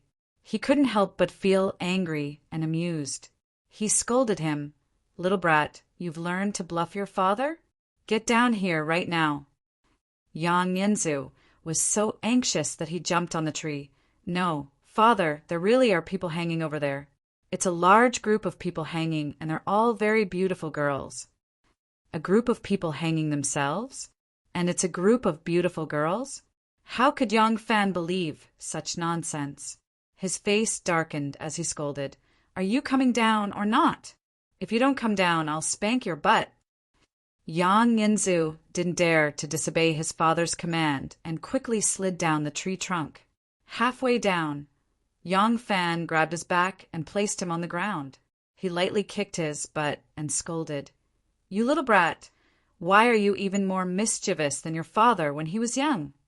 Just as he said this, he heard a faint voice coming from the wind, "Help!" Yang Fan was startled. Suddenly, he jumped 10 feet high and stood on the trunk of the plum tree. He looked out of the wall. His son did not lie. There were people hanging themselves over there, and it was a group of girls dressed in luxurious clothes. Yang Fan cried out involuntarily, "Someone really hung himself!" Yang Yinzu seized the opportunity and stretched his neck under the tree, saying, See, Father doesn't believe what they said. You even kicked their butts." Yang Sarong anxiously paced around and chased after her brother, asking, "Little brother, who did you say hung themselves? How many? Quickly tell me." Yang Fan didn't dare to hesitate. He leaped up and used the rebound force of the tree trunk to leap onto the top of the wall like an eagle. His toes pushed off the top of the wall and he leaped another 30 feet into the air. Li Qieying was panicking and afraid, but it was too late for regrets. She saw a strong and vigorous figure suddenly sweep across the sky. In midair, there was a chong-chong-lang sound of a saber, and a dazzling stream of light whistled through the air. The two belts hanging from the tree branches were cut, and the two sisters, Shou Guang and Huogua, fell to the ground. The figure clearly hadn't stopped moving forward, but he straightened his waist and forcefully sank down, landing on the ground before the two sisters. One by one, he steadily caught them. Li Qiang's big eyes were still blurred with tears. She suddenly opened them wide and exclaimed, "Amazing!" On the other side of the wall, Yang Sarong had just asked her brother when her father, Yang Fan, stomped his feet on the tree. The thick snow on the tree rustled and fell down. Yang Yanzu and Yang Sarong were hit by the pouring snow. The two little ones cried out in pain and ran away like rats. For a moment, they couldn't care less about the girls hanging themselves. Yang Fan didn't stop to think. He grabbed the two little girls and pushed Huogua, who was coughing violently, into Shou Guang's arms. He immediately leaped up again and saved the two girls, Qingyang and Shiqing, in the blink of an eye. Yang Fan hurriedly glanced around and found that the pretty girl with an oval face, big eyes, and a small mouth was the smartest. Her hands were still holding the ring around her neck. Although it seemed that she was in danger, he didn't have to worry about any real danger, so he put her last. Yang Fan moved like a hare and swooped like a falcon. It was as if there were springs under his feet. In a flash, he saved 6 girls. When he landed on the ground with the last 2 girls, the pretty girl with big eyes and small mouth couldn't hold on any longer. She cried out and fell from the tree. Yang Fan was holding one person in each hand. As soon as he landed, the girl fell in front of him. He didn't have time to let go to save her, so he hurriedly stretched out his right leg. Yang Fan was a master of Kuju. He could lift heavy things as if they were light, and lift light things as if they were heavy. He used the girl as a ball, and used the back of his foot to cushion the girl's buttocks. He lowered and lifted his thigh to ease her fall. Yang Fan put down the 2 girls in his hands, and slowly lowered his right leg. The girl sitting on the back of his foot had already touched the ground, but she still sat there foolishly. "Little girl, you're safe now." When Yang Fan saw that the girl was scared silly, he couldn't help but find it funny. However, he knew that this was Li Qingqi's royal prince's palace. Looking at the clothes of these girls, they weren't maids or servants. So he didn't teasingly call her a little girl.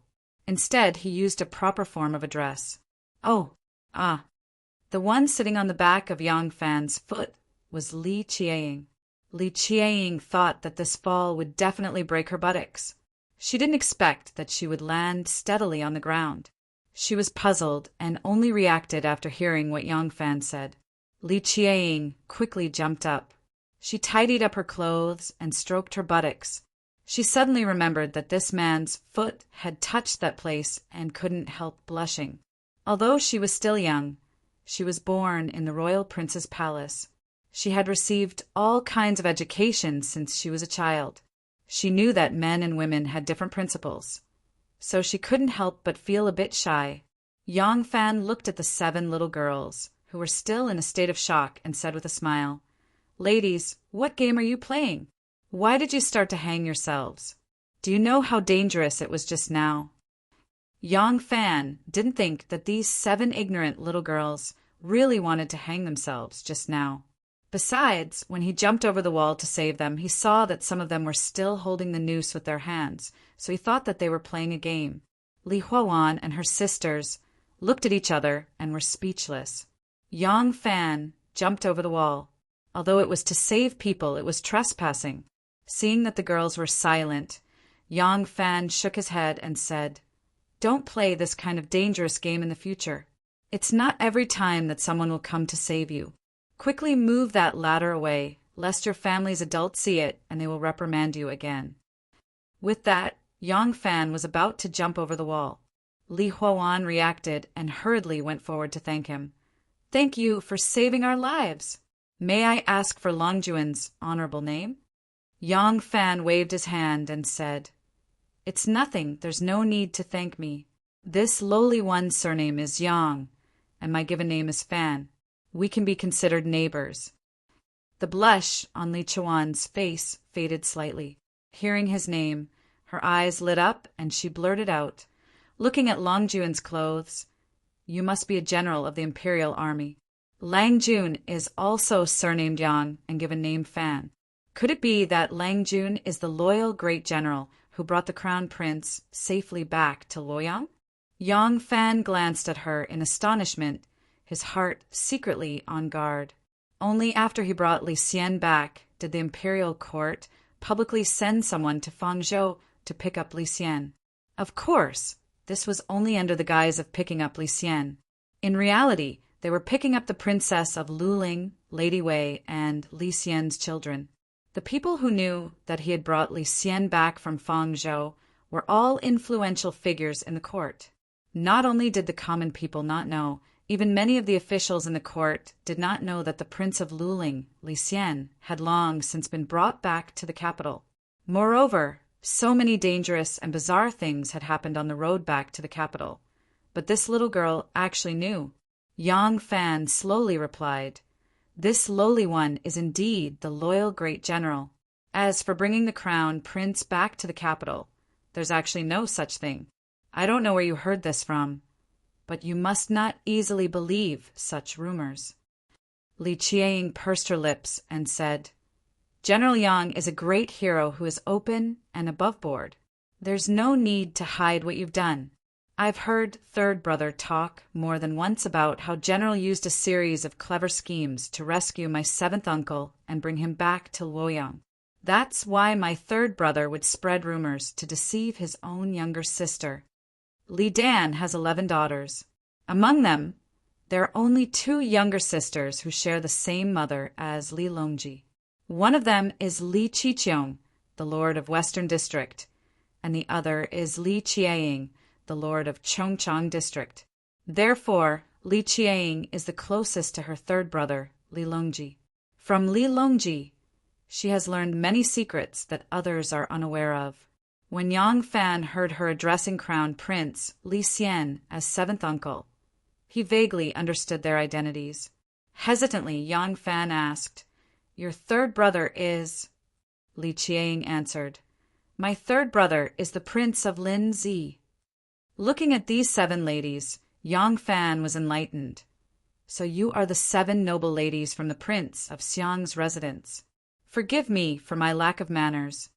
Li Qiang replied, "General Yang is the benefactor of us 7 sisters. There's no need to be rude. However, does General know that even though you have saved our lives today, if we are unable to solve a difficult problem, we will still seek our own deaths?" As Li Qiang spoke, she circled to the front of Yang Fan, blocking his path. Yang Fan frowned, feeling that he has brought trouble upon himself. Bracing himself, he answered, "All the noble ladies are descendants of the emperor. Their identities are respected, and their status is extraordinary. What kind of trouble can there be?" Li Qiang inquired, "Has General heard of the Tubo King's proposal for a peace marriage?" Yang Fan nodded. "I have heard a little about it." At this point, Yang Fan finally understood the situation. These 7 princesses were not hanging themselves earlier, but because the Tubo King is unwilling to marry them. Judging from their earlier actions, they may not be hanging themselves, but they are intentionally creating a ruckus to exert pressure on the Empress and force her to reject the peace marriage. Li Qiang took a step forward and slightly lifted her chin, looking at Yang Fan. The radiant sunlight is shining on her face and on her lips. There is a thin layer of virgin hair. Under the sunlight, it is as if her delicate skin is covered with a layer of pearl powder. On her sharp chin, there is a small cinnabar mole, giving her a mischievous look. Yang Fan cautiously took a step back, unsure of what this witty lass is up to. Suddenly, Li Qiang bent her knees and prostrated in front of Yang Fan, sobbing, "I beg General to show mercy and save our sisters' lives." Yang Fan turned pale with fright. If this was seen by others, Yang Fan quickly dodged and exclaimed, "Princess, please get up. What are you doing?" However, Li Qiang did not get up. She moved her knees and continued to kowtow to Yang Fan. She sobbed and said, I don't want to marry Tubo, and I don't want my sisters to suffer in Tubo. But Tubo is aggressive, and Imperial Grandmother is likely to agree to Tubo's request. I beg General Yang to help my sisters. Yang Fan can't hide, but he can't just jump over the wall and escape. He was so anxious that he was sweating. He hurriedly looked back. Fortunately, this place is relatively remote, and no one came. Yang Fan quickly stepped forward and said, "Princess, please get up. The peace marriage is a national event. My words carry little weight. How can I make the decision?" Originally, there was a difference between men and women, so Yang Fan shouldn't help her up. But at this time he couldn't care too much. No matter what, he had to pull this troublesome little girl up first. If this was seen by others, it would be improper. But he didn't expect that as soon as Yang Fan reached out, Li Qiang would grab his sleeve tightly and not let go. Li Qiang turned her head and said to the 6 sisters who were in a daze. When 7th uncle returned to the capital, the treacherous officials had set up layers of traps to intercept and kill him. It was thanks to General Yang's clever plan that 7th uncle returned to the capital safely. 3rd brother said that General Yang's strategy is outstanding, and he is the world's top wise man. There is nothing in this world that can't stop him. Our lifelong happiness now depends on General Yang. If you don't beg with me, when will you?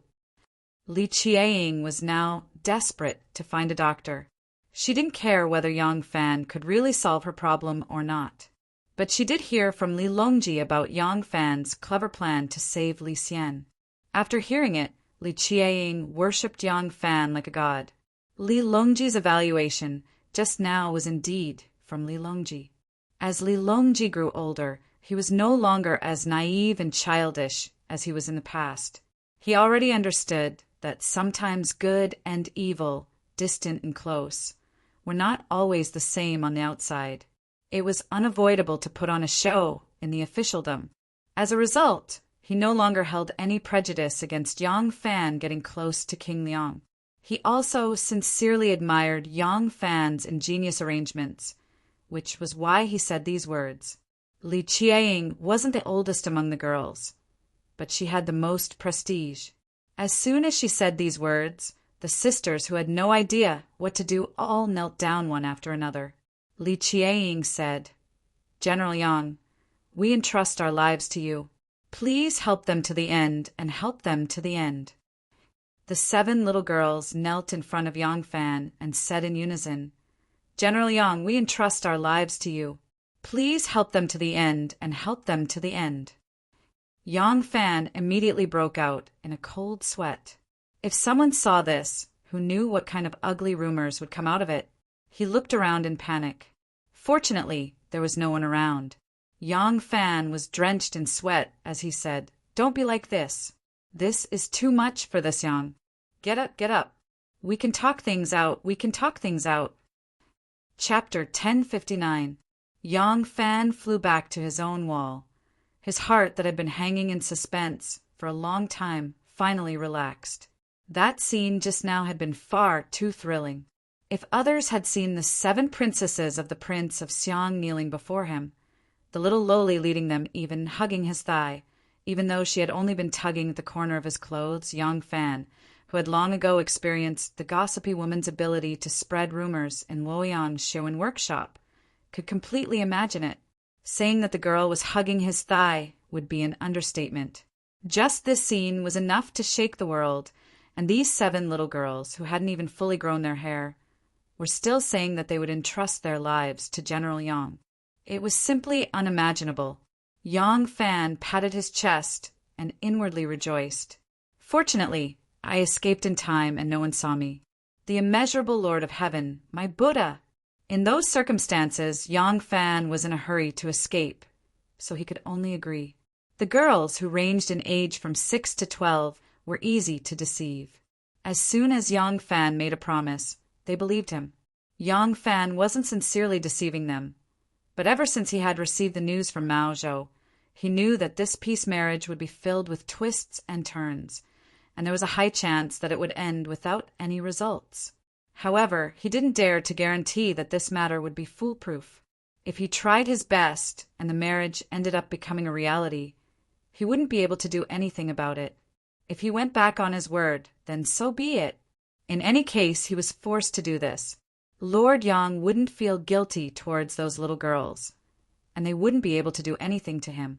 After thinking it through, Yang Fan walked toward the back of the residence. Separated by a wall, the 7 little girls excitedly gathered together. Li Huawan excitedly said, "This is great. Third brother has praised great General Yang so much. Since he's agreed to help, us sisters won't have to marry off to Tubo." The lord of Qingyang County had a naturally pessimistic personality and timidly poured cold water. But not even father can do anything about this matter. He can only hurry up and marry off. No matter how powerful General Yang is, he can't be more powerful than father. And besides, will he really help us? What if he goes back on his word? Li Qiang glared at him and threw down a harsh sentence. He dares. If he dares to go back on his words, I won't let him off. Li Huawan rolled her eyes at her and said, "He is a great general who has a large army under his command. Even if you are a princess or a princess, what can you do to him? I heard that sister in Lu was humiliated by him in the East City." I have my ways. Li Qiang rolled her eyes and puffed out her chest, saying, "If he dares to go back on his words, I will sue him for molestation and have Imperial Grandmother punish him." The 6-year-old county princess of the Hu Kingdom clapped her chubby little hands and said in admiration, "Good idea! Shenyang is the smartest." Li Huan rolled her eyes again and said, "What good idea? How old is Shenyang? Would anyone believe that great General Yang molested her?" Hua Guo's county magistrate nodded and said, "Wunyang is right." Li Huan and Li Qiang spat at her together. "Bootlicker." Li Qiang was unconvinced and said to Li Huan, "Why can't we believe him? I heard from third brother that Lu Qiantian, the magistrate of the Chang and local government, is a heretic and likes to play with young girls. He said that it can nourish yin and yang and prolong life. Anyway, if he dares to go back on his words, I will make him suffer. When the time comes, you can help me testify and see if Imperial Grandmother will believe him alone or the 7 of us." The 6 little heads nodded like chicks pecking at rice, and the county princess of the Hu Kingdom's silly flattery could be heard. "Shenyang is so smart." As Yang Fan walked, he suddenly sneezed for no reason and hurriedly pulled his clothes tighter. As soon as Yang Fan stepped into the moon gate in the backyard, he saw Xiaoman and Si Rong hurrying over. Nianzu was running in front of them, but he stopped when he saw Yang Fan. Xiaoman said, "Lang Jun is back. Nianzu is talking nonsense about a group of little girls in the Shochuan prince's mansion hanging themselves." Xiaoman saw Yang Fan's strange expression halfway through and was startled. She asked curiously, "Is it true?" Yang Fan shook his head and smiled bitterly. "It's hard to explain. Why did you come out wearing such thin clothes? Come, let's go to the hall and talk." Yang Fan and Xiaoman led the 2 children back to the hall. The animal charcoal stove in the hall was burning brightly. Although it was winter, the hall was warm as if it was spring. There was also a faint fragrance in the warm air. Anu was wearing a soft silver silk inner garment and a pair of reed flower warm shoes with a soft inner lining made of cattail straw. She was sitting on the left side of the Kong bed, while Yang Ji was lying beside her with his head on her lap. He was snoring loudly, and his sleeping posture was extremely pleasant. Anu was holding a beautifully made hand stove in her hand and talking to Gu Zhuting, who was sitting on the other side of the Kong table with a smile. There was a swaddling cloth next to Gu Zhuting. Yang Dyer was also sleeping soundly. Gu Zhuting was wearing a soft silk dress. Her abdomen was bulging. She was going to give birth in 3 months. At this moment, she was supporting herself with her hands on the edge of the bed. Her slender feet, wearing snow-white socks, were stepping on a rolling footstool.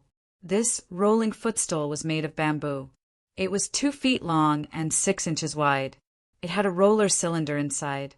When one stepped on it and rolled the bamboo cylinder, It could massage the soles of one's feet. Now that Gu Zhuting was pregnant, it was not suitable for her to exercise. It was also not suitable for her to take a walk in the courtyard in the middle of winter. Therefore, she used this rolling footstool to activate her blood vessels, so as not to affect the fetus in her belly. Seeing Yang Fan coming in, the two hurriedly stood up. Yang Fan quickly gestured for them to sit down. He and Xiao Man sat on the side chair. Yang Ninzu couldn't wait to ask, "Father, are the sisters next door dead?" Yang Fan said, "Who said that they wanted to hang themselves? They were too naughty and didn't listen to adults. They didn't know the severity of the situation and used hanging as a game. In the end, they were almost hanged to death. Fortunately, Father saved their lives. Otherwise, Nianzu, you can't be so disobedient. Do you understand?" Yang Ninzu didn't expect that in less than 3 sentences, his father would go back to lecturing him. He couldn't help but agree dejectedly. Yang Fan asked again with a frightening face, "Have you memorized the article that I asked you to memorize today?" Yang Ninzu said in a panic, I have almost memorized it." Yang Sarong quietly stuck out her tongue and tiptoed to the study. Yang Fan pretended not to see and said to Yang Ninzu with a straight face, "Quickly go and memorize it. Father will test you in a moment. If you can't memorize it, I will hit your palm." Yang Ninzu made an "oh" sound and walked to the study with his head drooping. Xiao Man whispered to Yang Fan, "It's almost the new year. Don't be so strict with them." Seeing that his son had already entered the study, Yang Fan said to Xiao Man with a smile, Don't you understand the principle that a loving mother spoils her son? You, Anu, and Zhuting all spoil them. If I don't let them know what fear is, won't they turn over the sky? Do you think I like to play the role of a villain?" Xiao Man wrinkled her nose at him. Although she was a mature woman, such a small action still carried a bit of playfulness of a young girl. All right. If you continue, I will also be scolded by you. What happened in Prince Shochuan's mansion? Did someone really hang himself?" Yang Fan sighed and told them what had happened just now. Anu and Gu Zhuting also listened attentively. After listening to him, Anu smiled and said, "There are always some false rumors among the people. Although Tubo is not as good as our Central Plains, you don't have to treat them as barbaric as foreigners." Gu Zhuting said, "Even so, even if Tubo is 10 times stronger than it is now, these noble ladies may not be willing to marry there." Anu nodded and said, "That's true. Which ordinary people would be willing to marry their daughter to Tubo?" These princesses were desperate to find a doctor, and they actually pestered their Langjun. What is Langjun going to do? Do you really want to help them? Yang Fan spread out his hands and said with a smile, "Whether they marry or not depends on the current emperor. How can your Langjun make them refuse to marry?" Xiao Man said angrily, "Then you shouldn't have lied to them. Why did you lie to them that you are willing to help?" Yang Fan touched his forehead with his hand and said with a bitter smile, "You don't know the situation at that time. The 7 little girls were kneeling in front of me. If people saw that, how could I not agree? However, I didn't mean to deceive them. Today I just received a secret report. If it is true, this peace marriage will definitely cause more problems." Yang Fan was silent for a moment. He raised his eyebrows and said to Xiao Man, "Tomorrow ask the kitchen to prepare some fine wine and dishes. There are distinguished guests coming." Early the next morning, it was another bad weather with heavy snow falling from the sky. Today, Ma Qiao was on duty at the Black Tortoise Gate. Yang Fan and Ma Qiao were like brothers, so he only sent someone to deliver a message to Ma Qiao. Yang Fan himself didn't rush to the palace to patrol, and only cared about waiting for Shinmu. As soon as Shinmu's carriage entered Chang, and he did not return to his mansion but went to Longqing Square, Yang Fan held a banquet to welcome Shinmu in the Pine Wind Pavilion. The dishes were naturally sumptuous, the 8 treasures of water and land and dried fruits. However, in this winter, The real precious thing was not the dragon liver and phoenix marrow, but the chives, celery, rape, spinach, and other fresh green vegetables.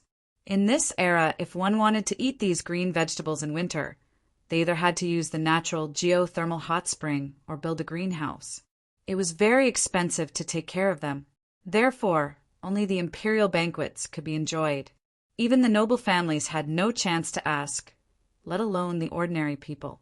On Yang Fan's left was Princess and Li's mansion. On his right was Shochuan Junwang's mansion. His own family's 3 meals a day, or the banquets and banquets these past few days, admittedly had no lack of delicacies, but he had never seen this kind of fresh green vegetables. For Yang Fan's dining table to have this kind of imperial treatment, naturally it was because of the succession hall's strong financial resources. Yang Fan raised his cup and said, "When I saw the heavy snow this morning, I was worried that Brother Shin would miss the journey. I did not expect that Brother Shin would brave the wind and snow to rush back. Now, let's prepare some water and wine. Let's have a drink. Cheers!" The two drank a cup together. The wine was soft and sweet, leaving a fragrance on their cheeks. Shinmu took a mouthful of vinegar-stained celery. Yang Fan asked, "How is Brother Shin's trip?" Shinmu smiled and said, "I have already said that they are all outstanding people who know how to adapt to circumstances. Naturally, everything went smoothly. How are you doing here?" Yang Fan said, "Chang'an used to be peaceful, but recently it seems that the trees want to be quiet, but the wind does not stop." Shinmu's gaze froze. He put down his chopsticks and asked, "Where does the wind come from?" Yang Fan said, "The Tubo Plateau." As he said this, he took out the secret letter from his sleeve and slowly pushed it toward Shinmu. Shinmu took the letter and read it carefully. He put the letter on the table and poured himself another cup of wine. Yang Fan sat in front of the table and calmly asked with a smile, "I wonder what good plan Brother Shin has?" Shinmu glanced at him and drank the wine in one gulp. He took a mouthful of celery and said, "You obviously have an idea. Why test me? Tell me, what do you plan to do?" Chapter 1060. Yang Fan narrowed his eyes and said, "I have indeed thought of a solution and waited for you to discuss it with you. However, I still have 2 doubts. If I cannot confirm it, I do not know if my solution will work." Shanmu picked up a mouthful of boiled spinach and dipped it in the chili oil made from dogwood. He chewed with relish while looking at Yang Fan. Yang Fan said, "This winter, the Turks suddenly launched an all-out attack on our court in Hebei and Longyu. Such a large-scale war is unprecedented. Almost at the same time, the Turks also deployed their troops and began secret operations in Sichuan and Shaanxi. Are the Turks and the Turks communicating with each other? Is this a joint operation? If not, why is there such tacit understanding between them? If so, why did the Turks make their move earlier while the Turks are so slow?" Shinmu asked, "What's the second reason?" Yang Fan said, "If the Turks intend to ally with the Turks and take advantage of the fact that our capital has just moved to the west and has yet to gain a firm foothold, why would the Turks send an envoy to our court to request for a peace marriage? That Tubo envoy is still staying in the Four Quarters Embassy and refuses to leave. Every day he pesters us, showing his sincerity. But ever since the news of the Turks invading our court, he has become quiet. This is not in line with their usual practice. At this time, the Turks did not take advantage of the situation and added more conditions. Instead, they are being reasonable. This is also the reason why I suspect that the 2 countries are plotting something." Shen Mu quietly pondered for a moment and slowly said, "The last place I went to was Longyu. On the way back, it was snowing heavily and the journey was difficult. This winter, not only Chang'an but the Turks also experienced heavy snow. Little Flying Arrow Zhang Yi is active in the Turks' territory this winter. He received news that the Turks are not only active in Sichuan and Shaanxi, but are also secretly deploying their troops in Kongning." Yang Fan's eyes narrowed as he blurted out, "You are saying that it is true that Tubo and the Turks have joined hands to send their troops, and the reason why Tubo did not cooperate with the Turks in time was not because they did not want to, but because of the heavy snowfall which slowed their movements and delayed their journey. Shinmu said, "It is highly possible. Today's snowfall was too heavy. It was rare to see such snowfall in more than 10 years. And on this point, if the Turks and the Tufan were conspiring, they would not have been able to predict it, so that the Tufan would not have been able to send their troops in time, unable to coordinate with the Turks from afar. Otherwise our court would have been attacked from two sides." Yang Fan slowly raised his cup and pondered. "But what is the purpose of the Tubo peace marriage? They have offered 2,000 good horses and 2,000 taels of gold as tribute, plus a bushel of pearls and several carriages of beautiful women to entertain the ministers of our court. Since the Tubo people are determined to fight with our court, why would they bother with this superfluous action?" Shinmu said, "I came from the northwest and heard of something." Yang Fan glanced at him and said, "Can you finish it all at once?" Shinmu smiled and slowly took a sip of the wine, carefully savoring it before finishing it in one gulp. He leisurely replied, "The Tuju have also sent a marriage envoy to our court. They want to marry Madwa's youngest daughter to our great Zhou's imperial grandson." Yang Fan frowned and said, "They are still doing it?" "The last time they said they wanted to marry off their daughter, but in the end they tricked Wu Yanxiu to go to the Tuju and have not released her until now. Now they want to trick the imperial grandson too?" Shinmu said, "If they use the same trick again, naturally our court will not be fooled again. But this time their conditions are very relaxed. If our emperor agrees to the marriage, they will release Wu Yanxiu back to our court. At the same time, the imperial grandson need not personally go to the Tuju to escort the bride. He can only welcome the Tuju princess at the border of the two countries." Shinmu winked at Yang Fan and said with a smile, "You see, they are very sincere." Yang Fan was stunned. Shinmu said, "The Tubo people first use courtesy before using force. On one hand, they sent an envoy to make peace. On the other hand, they are mobilizing their troops. On the other hand, the Tuju people first use force before using courtesy. They first sent their troops to invade our court, and then, full of sincerity, they sent an envoy to make peace with our court. Don't you think this is somewhat illogical?" Yang Fan's heart vaguely grasped something, but for the time being he could not understand it clearly. He put down his chopsticks and quietly pondered. After a long while, Yang Fan suddenly raised his eyes and met Shinmu's smiling eyes. Shinmu leisurely asked, "You have thought of something?" Yang Fan said, "If I am the Tubo king, you are the Tuju Khan."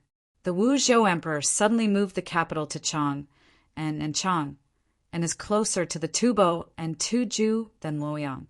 Once the Wu Zhou emperor moves the capital to Chang, and he will inevitably increase the military strength of Guangzhou and Longyu. Next to his bed, a fierce tiger is lurking. It makes people uneasy." Shinmu said, "That's right. Therefore, I came to discuss with you and decided to join hands to attack Wu Zhou while the Wu Zhou emperor is still unstable. Based on the military strength of our two countries, it is impossible to destroy Wu Zhou. But if everything goes well, we can drive the Wu Zhou emperor back to Luoyang.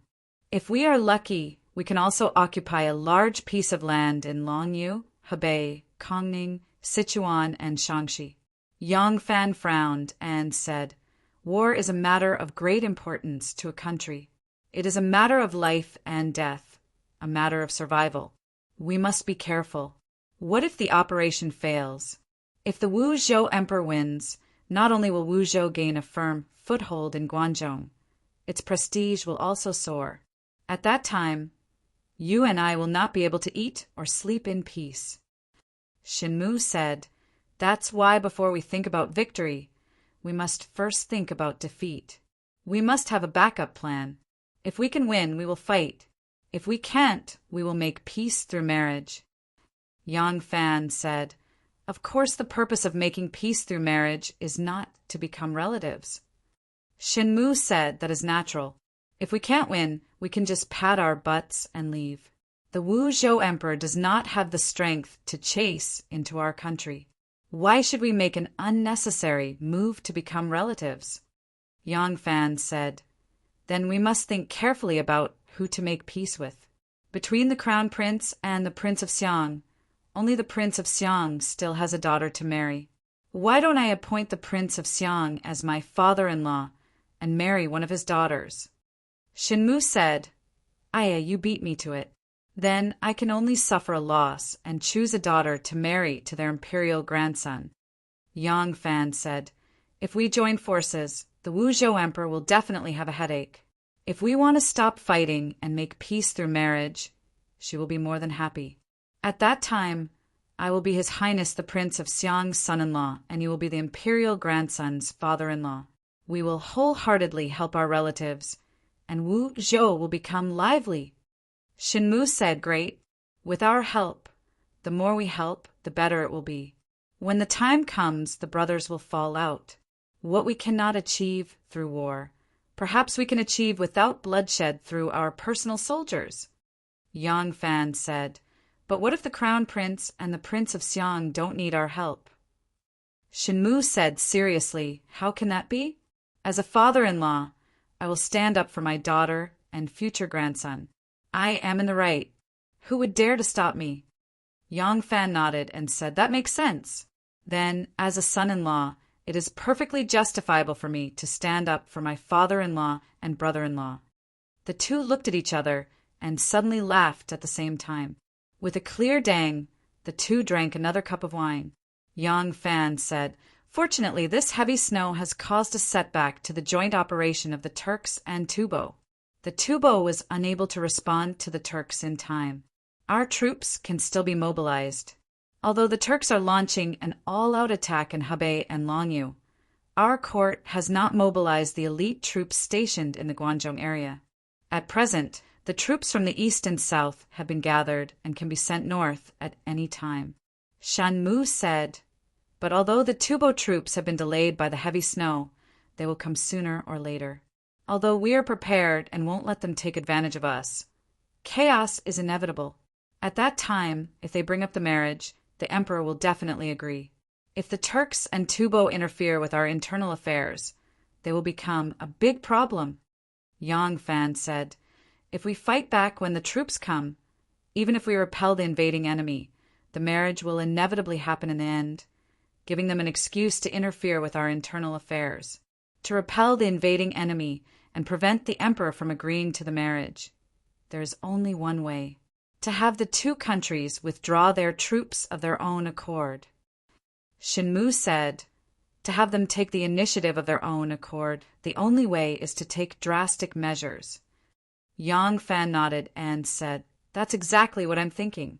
With your support, the chief of the Tukishi tribe Wuzhail has already replaced Huziro as the Khagan of the 10 tribes of the Western Turks. If you can have him stab a knife into the heart of the Turks, do you think the Turks will retreat? Shenmu thought for a few moments before slowly replying, Although I can influence Wuzhail to a certain extent, mobilizing the soldiers of the 10 tribes to attack the Eastern Turks is a huge matter. Even if Wuzhail is willing to agree, he may not be able to convince the chiefs of the 10 tribes. Without sufficient benefits, they will not mobilize their troops, Yang Fan said. With the strength of the hidden sect alone, they might not be able to bring about a war between the Eastern and Western Turkic Khaganate. However, what if His Majesty also sends an envoy to reward the 10 tribes and request for them to send troops to attack Mosh, setting the southwest corner of the Turkic Khaganate on fire? Shenmu slowly nodded. If the imperial court is bewitching us in the open and the hidden sect is instigating us in the shadows, this matter will succeed. But what about the Tubo side? Yang Fan raised his cup with a smile and said, Let me burn the fire in the backyard of the Tubo Empire. You? Shenmu was a little surprised, but he quickly understood. You intend to light this fire in the southeast of Tubo? Yang Fan smiled. Brother Shin has been managing the north and west for many years. It is not good for this brother to interfere, so I can only develop elsewhere. The western regions had been the territory of the hidden sect for many years, and after Shenmu had been sent to Xinlua, the hidden sect had rapidly expanded its influence in the north. Moreover, that region had been the foundation of the 7 sects and 5 families, so the two could easily become one. If Yang Fan did not want to have any conflict of interest with the hidden sect, he could only take another route. From what Shenmu said, not only the south, but even the east had become his sphere of influence. Shenmu knew that when Yang Fan had quelled the chaos in the 6 paths of the southeast, he had established an extremely close relationship with many tribal chieftains in the south border and had even become sworn brothers with a few important tribal chieftains. With such a foundation, in addition to the formidable strength of the hidden sect, it was easy to infiltrate his influence into the south border.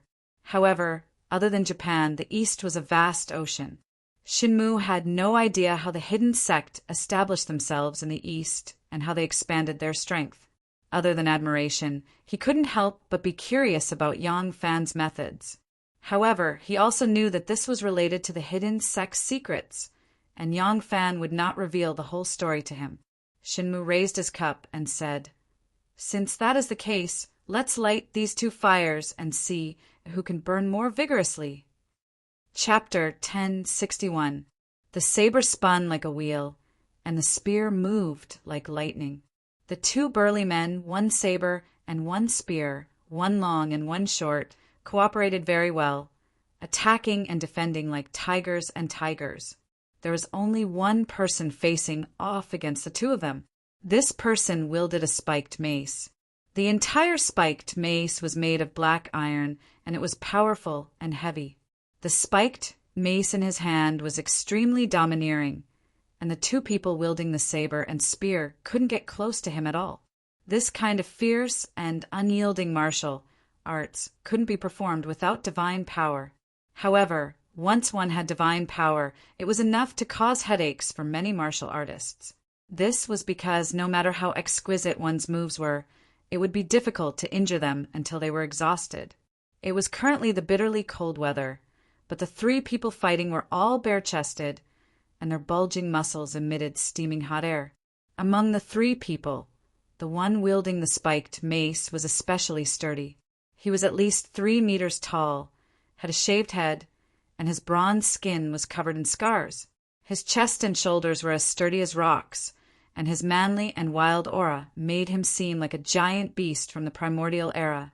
His muscles and bones, which had been forged from years of exercise, were as strong and solid as cast iron.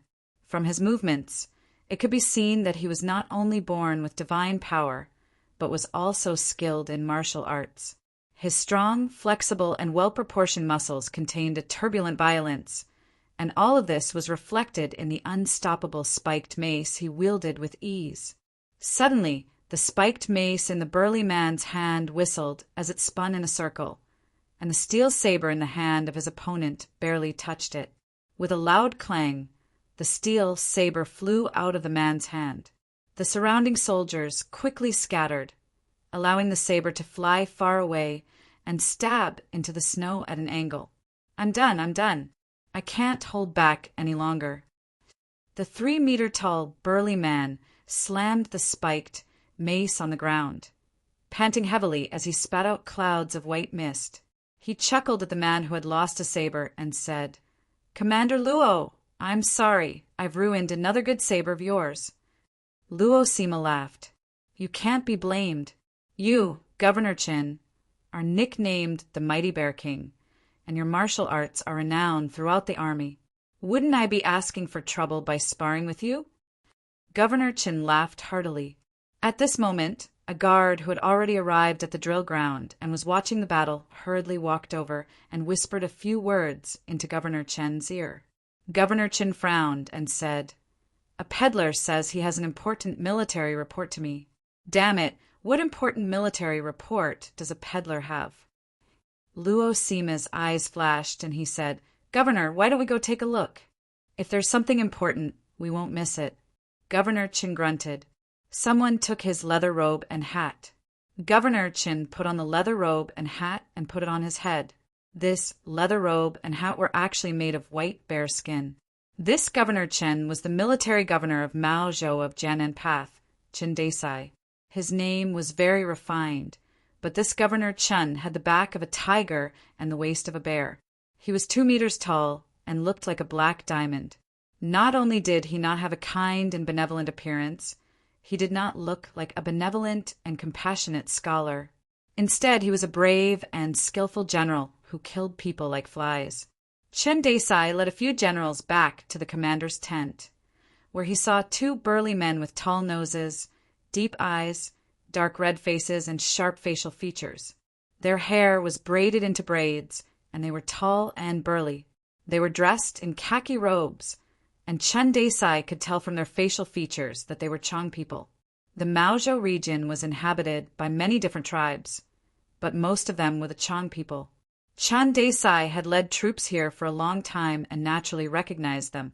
Chen Desai looked at them and asked loudly, "What are your names? Since you're merchants, what urgent military matters do you have to report to me?" The 2 Chong people were serious people.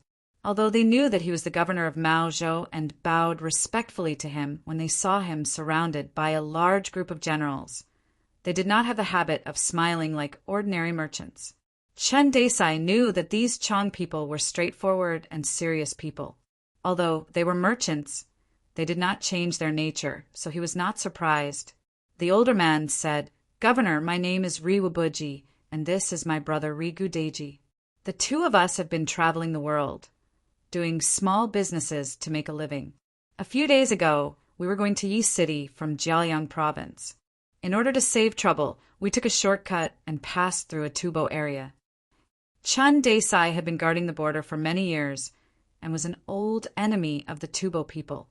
As soon as he heard the word Tubo, his eyes widened and he stared at Ri Wabuji. Ri Wabuji said, "We discovered that there are several thousand Tubo soldiers secretly stationed nearby, and there are more coming from all over the country. My brother was frightened and hastily broke camp and left. On the way, we happened to meet a Tubo rider who was chasing an injured gazelle. We were afraid that he would attract the Tubo soldiers, so we had no choice but to capture him. After asking around, we found out that they were gathering a large number of soldiers to attack Maozhou. We are from Maozhou and were afraid that our hometown would be in danger, so we rushed here to report to you." Chen Desai did not interrupt. After listening to his story, he asked, "Where is the Tubo soldier you captured?" Ri Wabuji said he tried to escape and was killed by us in a panic, but we still have his body with us. Chen Desai went outside the tent and saw someone untie a stiff body from the back of a horse. The body was covered with cuts and bruises, and his right foot had been chopped off at the ankle. Although Chen Desai was illiterate, his many years in the army had trained him to be a cautious and meticulous person. He squatted down and pried open the dead man's hand to take a look. Then he looked at his teeth, hair, skin color, face. Some things on the surface can be disguised, but some things are very difficult to disguise. For example, the calluses between the thumb and index finger of a saber, or the red and rough skin caused by living on the plateau for a long time. Even different eating habits and hygiene habits can cause different changes in the color of skin and the wear and tear of teeth. Chen Desai examined the corpse carefully. He also asked Wabuji for the things he found on the man's body. After a careful examination, he was convinced that it was the body of a Tufan soldier. With a wholehearted smile, Chen Desai said, "Your information is very important. This supervisor will send someone to verify it. You can stay in the army for the time being. Once it is verified, I will report to the imperial court on your behalf." Ri Wabuji said with difficulty, "General, we brothers still have a batch of goods to transport before the end of the year." Chen Desai laughed and said, "You have made such a great contribution. Why do you still care about a small profit? Go, rest for the time being. Once the information is verified, the imperial court will reward you handsomely. Don't worry. Even if the imperial court does not reward you, I will not treat you unfairly." Chen Desai ordered his men to bring the 2 brothers away. Immediately he turned to Luo Sima and said, "The dead man is definitely a Tubo, but I don't know if the information these two brothers gave is true or false. You have seen their residence just now. Immediately check with the local magistrate to verify these two men's identity." Luo Sima nodded and walked out in quick steps. Chen Desai turned to a high-ranking military officer and said, "Quickly send out scouts to investigate if there are any Tubo troops hiding around Maozhou." Chen Desai used his finger to draw on the map. Although he did not recognize many characters, he knew every mountain and every river in Maozhou by heart. With one look he knew what was going on. Chen Desai's carrot-like thick finger pointed on the map and said, "These two merchants said that on their way from Jialingzhu to Yeqing, they took a shortcut and encountered Tubo troops and horses along the way. In that case, the Tubo troops and horses should be hiding here. See Lai Ping. Focus on this place." The high-ranking military officer cupped his fists to receive the order and left in a hurry. Chen Desai squinted his eyes and stared at the map, lost in thought for half a day. Then he turned around and walked out. He casually said, "Keep a close eye on those two merchants. Don't let them slip away." A shrill sound, like a ghost crying in the night, suddenly swept across the wilderness. Although the sound was not very loud, it lingered on for a long time. A hunter was excitedly taking a trapped rabbit out of a snow hole. Suddenly hearing the sound, he could not help but raise his head in astonishment. But the shrill voice was gone in a flash, and the huntsman shook his head, thinking that he had misheard. He knocked the hare to death, slung it over his shoulder, and hurried on to the next trap, 1 foot deep and 1 foot shallow. The whistling sound was actually a whistling arrow. It was the warning sent back by the mounted scouts of Maozhou, who had traveled hundreds of li into the depths of the Tufan territory. Every arrow's distance, there would be several mounted scouts. With this kind of relay, news from hundreds of li away could be delivered to Maozhou in the blink of an eye. Chen Desai quickly received the news from the scouts. The 3 armies in Maozhou were immediately mobilized. Immediately report this news to the chief of Jan Nandao's troops and horses, and to the Ministry of War in Chang'an. Send a copy to the garrisons in Tuazhou, Gongzhou, Yazhou, Weizhou, and Pengzhou. Chen Desai grabbed the commander's seal and stamped a bright red seal on the urgent military intelligence report with a bang. He threw it to a courier and then strode to the map. The few generals who were surrounding the map and arguing with each other hurriedly made way for him. Luo Sima said, "Governor, I think we should send troops to Min Mountain. We should use Min Mountain's geographical advantage to repel the enemy. We should not trap ourselves in the camp and wait for the enemy to attack." Chen Desai stared at the map and slightly bent his back like a giant bear ready to pounce. He said loudly, "Taking the initiative to send troops is the right thing to do. But waiting for the enemy to attack by relying on Min Mountain is very inappropriate. Although this place is dangerous, it is only suitable for defense. Now that we know what those sneaky bastards want to do, why are we still waiting for them at Min Mountain? What a joke!" Luo Sima and the generals looked at each other and asked, "Then how does Governor plan to fight?" Chen Desai stretched out his bare paw and slapped it on the map. "Wenchuan. We will fight at Wenchuan. Gather the troops and immediately rush to Wenchuan. We will hide our troops at Chonglai Mountain and catch them off guard by the Min River." Mother ***. Were they the only ones allowed to play dirty? I know how to do it too. Tubo had sent troops to attack Maozhou. There was no court meeting today. When Wu Zetian heard the news from the back palace, she could not help but turn pale with fright. She immediately went to the main hall of the courtyard of longevity and ordered people to summon the prime ministers of the political affairs hall, the minister of war, the assistant minister, and other officials to see her. After the eunuch who delivered the edict left the hall, Wu Zetian anxiously paced with the help of her dragon-headed crutch. "I have just moved the capital to Chang, and Anmozu has already started a full-scale war with the Great Zhou. Now, Tubo has ruthlessly stabbed me in the heart. The country is in a difficult situation.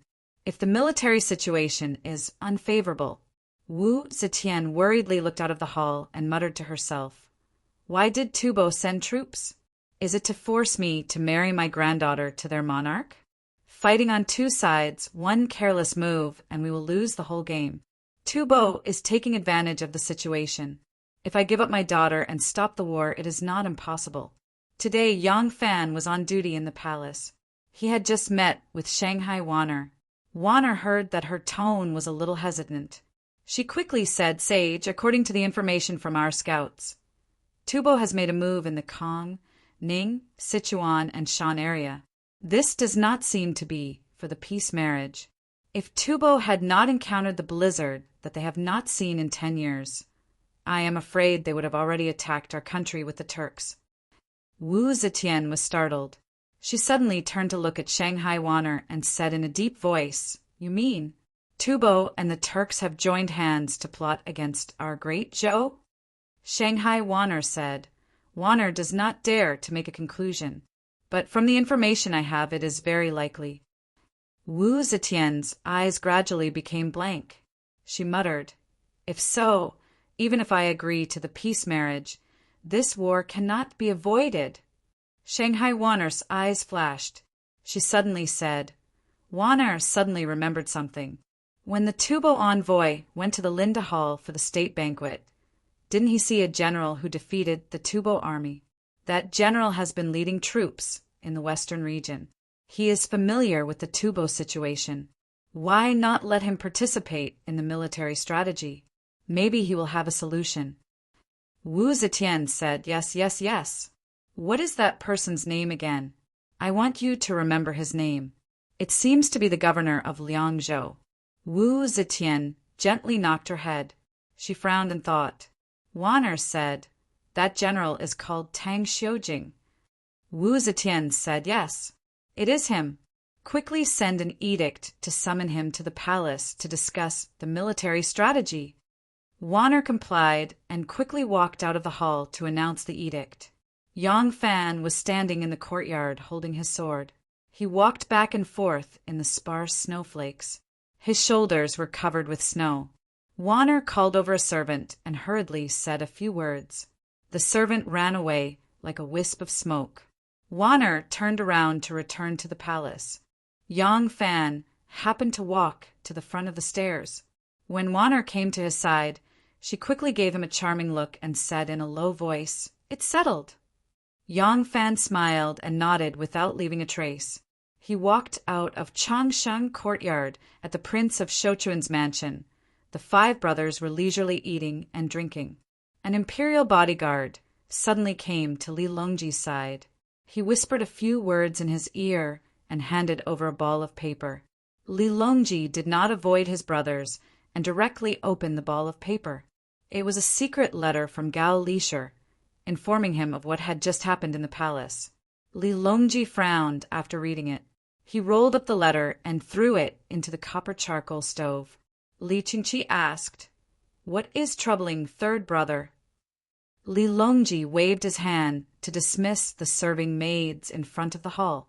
He said to Li Qingqi, "Eldest brother, Tufan has sent troops to attack our court. I'm afraid our little sister will not be able to escape the fate of marrying to Tufan." Hearing this, Li Qingqi and his brothers looked at each other, stunned and speechless.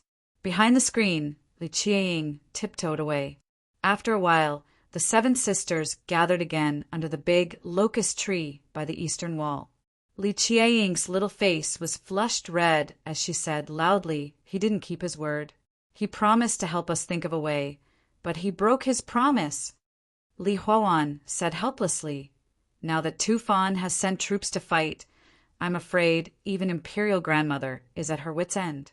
He is only an Imperial Guard General. What can he do?" Qin Yang and Shi Cheng's little faces drooped. They were dizzy. If one of them had to marry to Tufan, it would most likely be one of the 3 of them.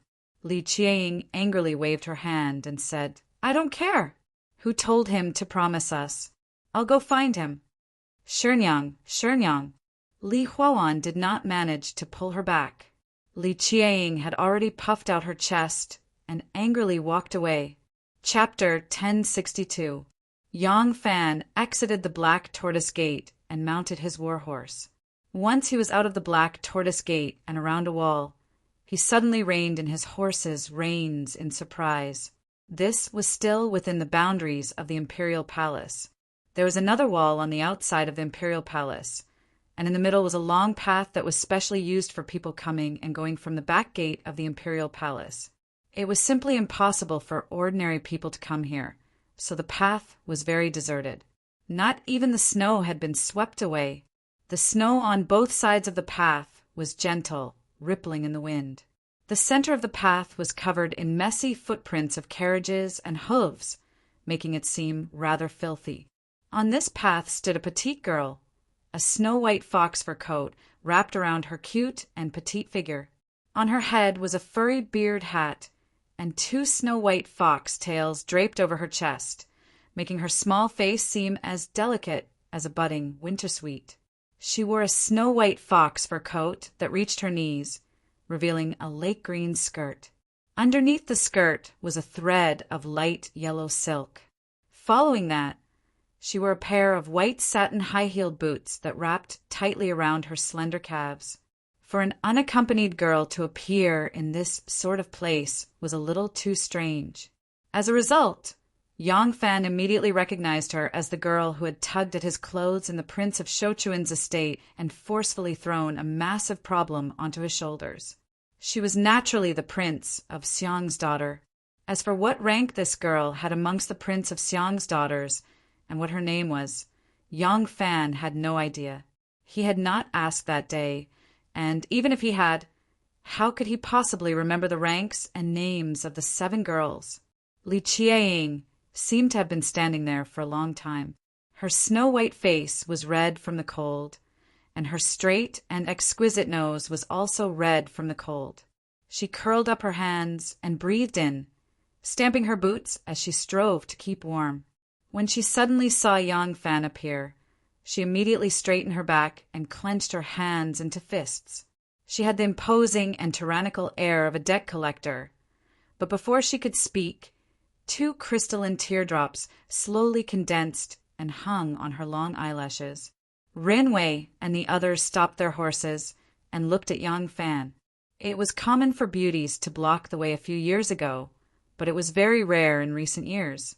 But today, not only was there a beauty blocking the way, it was also a little beauty.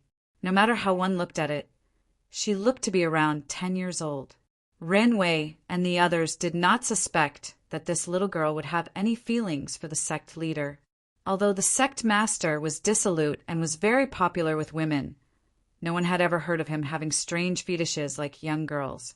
No matter how beautiful these young girls were, how amorous could they be? The sect master would not have any emotional disputes with her. However, although it was impossible for this little lass to be the sovereign's lover, it was hard to say if she was the seed of some of his romantic debts. In this era, most people got married early. Although men from rich families got married later, they didn't spend too much time with women. At the age of 12 or 13, there were many rich young masters who went to brothels to seek pleasure. There was also no lack of people who secretly tasted the forbidden fruit with their lovers. The sect master was now 28 years old, and this girl looked to be around 10 years old. Speaking of which, she was younger than the sect master by 18 years. If the sect master had an ill-fated relationship when he was 17 or 18 years old, then it was normal for his daughter to come looking for him now that she had grown up. So they immediately stopped. When Yang Fan saw this crafty little girl, he really had a headache. He was afraid that some minister would pass by and see the scene, so he quickly got off his horse and walked in front of her. Li Qieying's body was shivering from the cold. When she saw Yang Fan walk in front of her, tears of grievance rolled down her face. She sobbed and said, You are shameless. You are a great general. You have promised me something, but you still lied to me. Yang Fan smiled bitterly and said, Little girl, why do you say that? When did I promise you something, but I didn't do it? Li Qieying said angrily, Yes. Do you still want to lie to me? I heard that because our court has been slow to agree to the marriage, The Tubo army has already attacked Maozhou. This time, Imperial Grandmother will definitely agree to the marriage. What about your promise to me?" Yang Fan's heart thumped. The emperor had just gathered all the ministers to discuss military matters, and this little girl already knew? The Prince of Xiang's estate was very well informed. As Yang Fan thought to himself, he said, "Then what do you want me to do? Do you think that if I say that the Tubo army is not allowed to send troops, they won't send troops? Or do you want me to single-handedly charge into the Tubo army and kill the Tubo king with a single stroke of my blade? Once the groom is gone, you won't need to get married?" Although Li Qiang was young, she also knew that this was far too impossible. However, Yang Fan was her last straw to clutch at. She was like a drowning person. Even if she knew that he was unreliable, as long as her last sliver of hope remained, she was unwilling to give up. In truth, rather than saying that she had placed her hopes on Yang Fan to refuse the marriage, it was better to say that she wanted to preserve a sliver of hope in her heart. If her hope was shattered a little longer, her heart would feel a little better. Li Qiang said nothing, only pursed her lips and put on a very aggrieved appearance. Yang Fan sighed and softened his voice as he comforted her. "Don't worry, I'm already thinking of a way. But this will take time. Since the Tubo army has already sent troops, no matter what, they will have to fight. If the emperor immediately agrees to the marriage, just because the Tubo army is sent, what dignity would the imperial court have left? So you don't need to worry. There are still many variables in this matter." Li Qiang's thick eyelashes trembled. Her originally blurry eyes blinked a few times, gradually becoming black and white. She bit her tender cherry lips and thought for a while, then hesitantly asked, "Are you telling the truth? You're not lying to me?" Yang Fan hurriedly replied, "Of course not. Why would I lie to a child? I won't hide it from you. Today, the palace is discussing this matter. Since the Tubo army has sent troops, we must retaliate. Once we start fighting, victory and defeat will not be decided in a short period of time. Even if the marriage is delayed, I will definitely think of a way during this period of time." Li Qiang sniffed and asked, "Is this true?" "Of course it's true. However, only you and I can know of this matter. You absolutely cannot tell anyone else." Li Qiang saw that he was speaking with such caution and gradually began to believe him. She lightly nodded her head. Yang Fan saw that this girl immediately knew that the palace was in the middle of a military conference. So he knew that the Prince of Xiang's estate had to have bribed spies in the palace. Even if he didn't say anything about the imperial court's counterattack, this girl would quickly find out. For the sake of escaping, there was no harm in telling her first, but he couldn't let her spread this matter to anyone else. Whether it was letting others know that he had leaked military secrets or letting others know that the Prince of Xiang's estate had spies in the palace, it wouldn't be a good thing. Thus, Yang Fan added, "When I say anyone, I include your sisters, brothers, and your father. In short, you absolutely cannot let anyone know. In the future, if you hear any news, you can't carelessly spread it. If someone finds out, it will be very disadvantageous to your father and brother." Although Li Qiang was young, she had been born into an imperial clan, so she understood this principle. She solemnly nodded her head and whispered, "Didn't I just tell you? I naturally won't carelessly spread it to outsiders." Yang Fan replied, "That's good. Just treat this matter as a little secret between us. No matter what, you absolutely cannot tell anyone else, understand?" Li Qiang rolled her eyes at him and said, "I understand. As long as you don't lie to me, I won't tell anyone else." Yang Fan didn't really believe in the promise of a girl, so he threatened, "You absolutely can't tell anyone. If you tell anyone, my plan won't work. When the time comes, the emperor will send someone to be married off to Tubo, and I will suggest to the emperor that you be married off to Tubo as a bride." Li Qiang bit her cherry lips and suddenly waved at Yang Fan. Yang Fan suspiciously bent down and asked, "What's the matter?" Li Qiang tiptoed and leaned close to Yang Fan's ear. The bangs on her forehead touched his cheek, exuding a touch of a girl's fragrance. Li Qiang whispered in Yang Fan's ear. I'm also telling you, if you dare to break your promise, an imperial grandmother really wants to choose one of us sisters to marry off to Tubo, I will volunteer to be the princess. Yang Fan looked at Li Qiang in surprise, raised his thumb, and sincerely said with admiration, Little lady, you have a deep sense of righteousness and share the country's worries. Such a noble character and unquestionable integrity is really admirable. Such a deep love between sisters is even more touching. Li Qiang's small mouth curled up and she snorted. Don't try to flatter me. I did this because I entrusted this matter to you. If this matter is ruined by your hands, I, Li Qiang, will naturally bear the consequences. However, if you don't keep your promise, I won't let you go. I will make you my dowry. Yang Fan was startled and didn't know whether to laugh or cry. Me as a dowry? I am a general of the imperial army, not a palace eunuch. Why should I be a dowry? Li Qiang's pair of beautiful almond-shaped eyes slightly narrowed and a murderous look appeared in her eyes. Can't I just castrate you? Yang Fan was suddenly stunned. The corner of Li Qiang's mouth slightly curled up and a beautiful arc appeared on her pretty face. She proudly raised her chin and said to Yang Fan, I will keep my promise to you. Today's words will only be known by the heavens, the earth, you and me. I will not let a third person know. You should also keep your promise to me. Otherwise, you will accompany me to Tubo.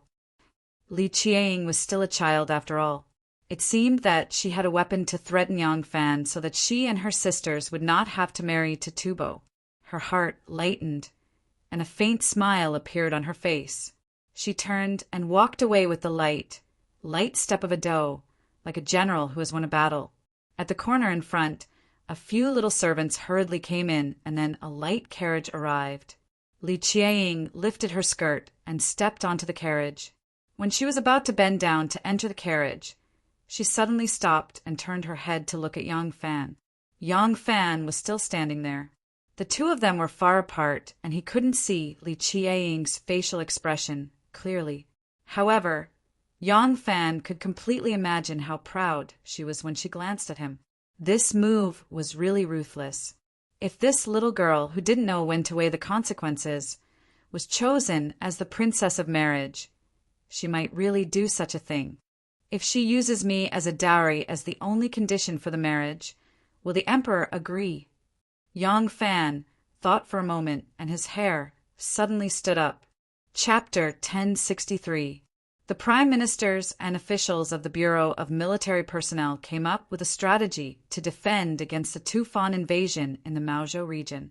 The royal court immediately issued an order for the troops of the various provinces of Jiannan to be on guard against the Tufan invasion. At the same time, a second line of defense was set up to prevent the Tufan army from entering the Maozhou region after the Jiannan region was breached. Even though their strategy was conservative, it was still a relatively safe one at the moment. Firstly, the capital had just been shifted back to Chang, and there was no room for mistakes. If the Tufan army were to invade the Maozhou region, the emperor would have to shift the capital back to Luoyang. Even if it was only temporary, the prestige of the empire would be tarnished. Furthermore, it was currently winter, and the roads were blocked by snow, making it inconvenient to move around. Furthermore, the Tufan army was on the offensive, and they had already grasped the initiative. At the same time, the Tufan army was moving around the Kong, Ning, Sichuan, and Shaanxi regions, making it difficult to determine the direction of their attack. If they were to take the initiative to attack, it would be easy for the enemy to take advantage of the situation. Thus, the best strategy was to station troops in the provinces bordering the Tufan army. As for Maozhou's governor Qin Desai, the scope of the battle was still within Maozhou. Furthermore, he was only dealing with the first wave of Tufan army that had invaded Jiannan. Even if he were to fail, it wouldn't have a negative impact on the overall situation. If he were to win, it would even raise the morale of the Great Zhou army. At the moment, they could only let the situation play out. This could be considered as attacking while defending. With regards to the current military operations of the Tubo Empire, the strategy of the great Zhou dynasty's ministers was commendable. Wu Zetian also agreed with their opinion and immediately issued a decree. However, the officials were unable to come to a consensus on how to deal with the joint operation of the Tufan and Turks. Wei Yuanzhong once again brought up the old suggestion of agreeing to the Tufan peace treaty, but King Liang's faction was adamant. Both sides had their own arguments, and Wu Zetian couldn't agree to it either. She could make the final decision on internal affairs, but when it came to military affairs, especially specific strategies and tactics, Wu Zetian knew her own shortcomings, so she wouldn't express her opinion rashly. At this moment, Liang Province's Governor Tang Xiujing arrived at the Longevity Courtyard. Tang Xiujing had intended to return to Liang Province in the near future, but due to the heavy snowfall, his journey was delayed. However, Tang Xiujing was not surprised to suddenly receive Wu Zetian's edict.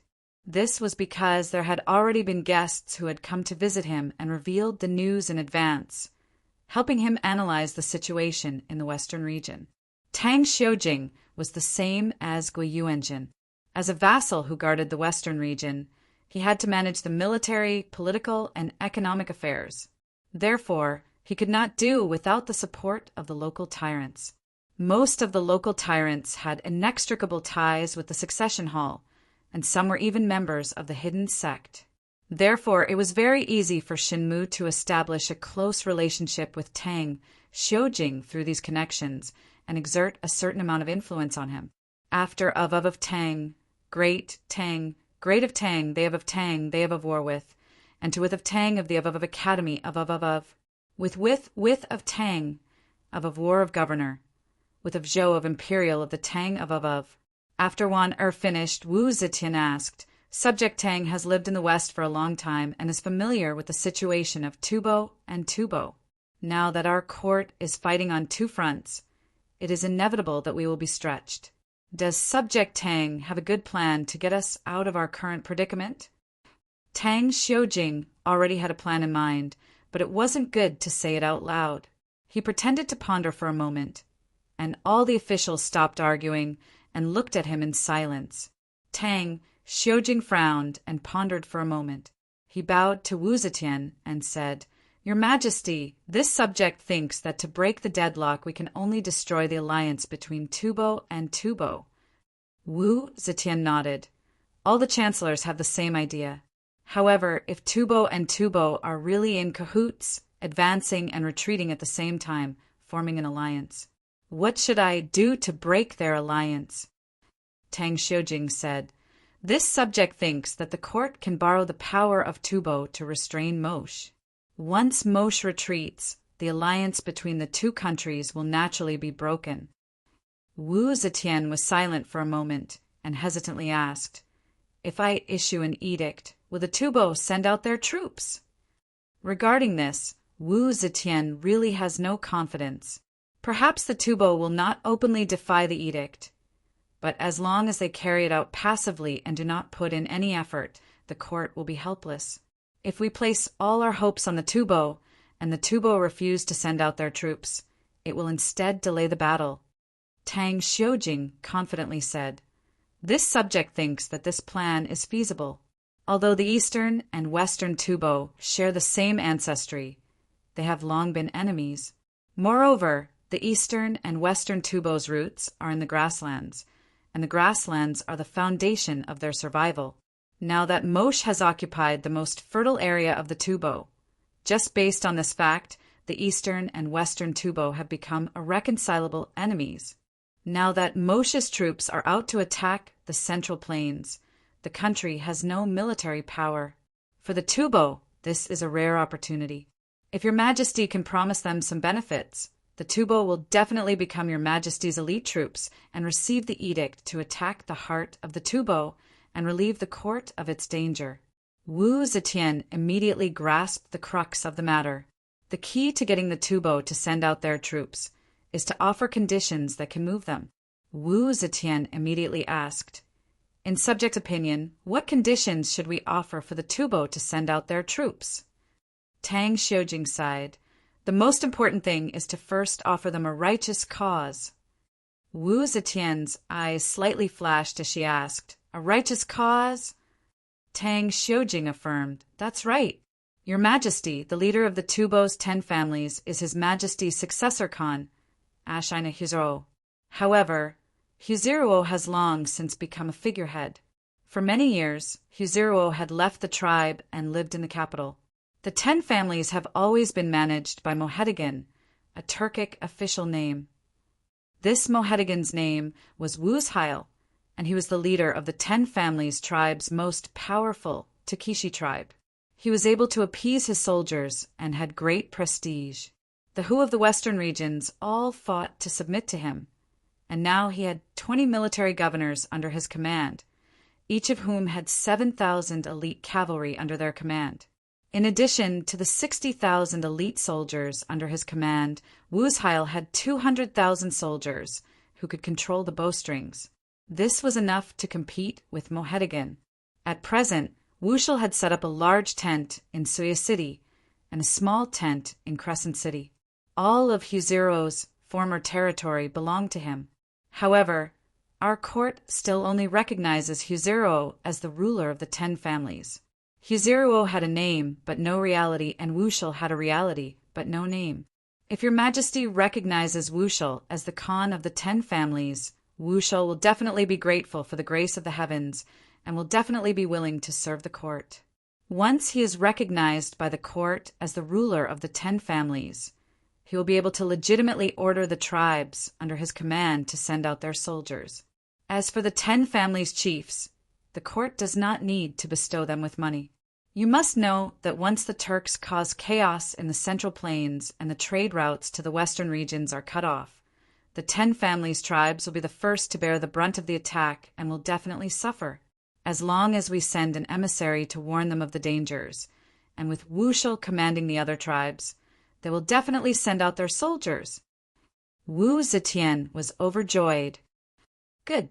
If we order you to bring our imperial edict to the 10 tribes and bestow the title of Prince Huaid, chief of the Takeshi tribe, Takeshi Khan, and order him to lead an army to attack the Turks, would you be willing to share our burden?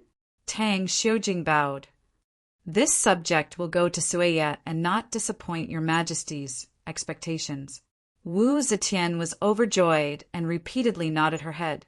On the other hand, was swiftly drafting up the edict for Wushel. Tang Xiujing continued, "Your Majesty, this subject believes that we can use the same method to repel the Turks." Wu Zetian had originally thought that as long as the Turks retreated, the court would have enough troops to deal with the Turks' invasion. Hearing that Tang Xiujing also had a suggestion for the Turks, she became even more excited. She hurriedly said, "Subject Tang, please tell me quickly what brilliant plan you have." Tang Xiujing said, "Your Majesty, the Turks have always been in internal strife.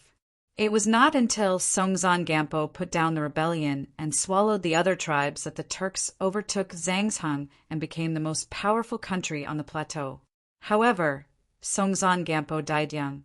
Fortunately, the father and son, Lu Dongzan and Luan Trinling, were outstanding talents of the present age. Of these two, one was good at internal affairs, the other was good at military affairs.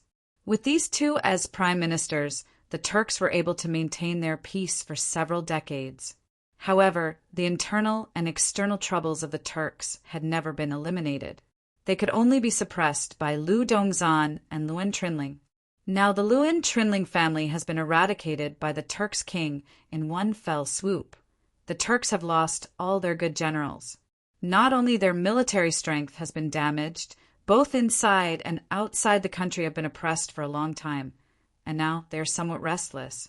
The Nanjiao states were originally vassal states of our Central Plains. Later on, they were forced by the Turks to become our vassal states. However, our Central Plains has always used virtue to win people's hearts. We treated the Nanjiao states with preferential treatment. On the other hand, the Turks were harsh and harsh. Comparing the two, the Nanjiao states naturally sided with the Central Plains and became the enemy of the Turks. These last few years, the Nanjiao states and the Turks have repeatedly waged war against each other. Sometimes they surrendered. Sometimes they rebelled. Sometimes they surrendered. Now that the Turks are attacking the Zhou, they will certainly extort the Nanjiao army's provisions. If your Majesty issues an imperial edict to the Nanjiao princes, accepting them as our vassal states, the Nanjiao princes will certainly respond to the imperial court. At that time, the Turks will face the dilemma of being attacked from two sides. Naturally, they will not dare to send troops to our Central Plains.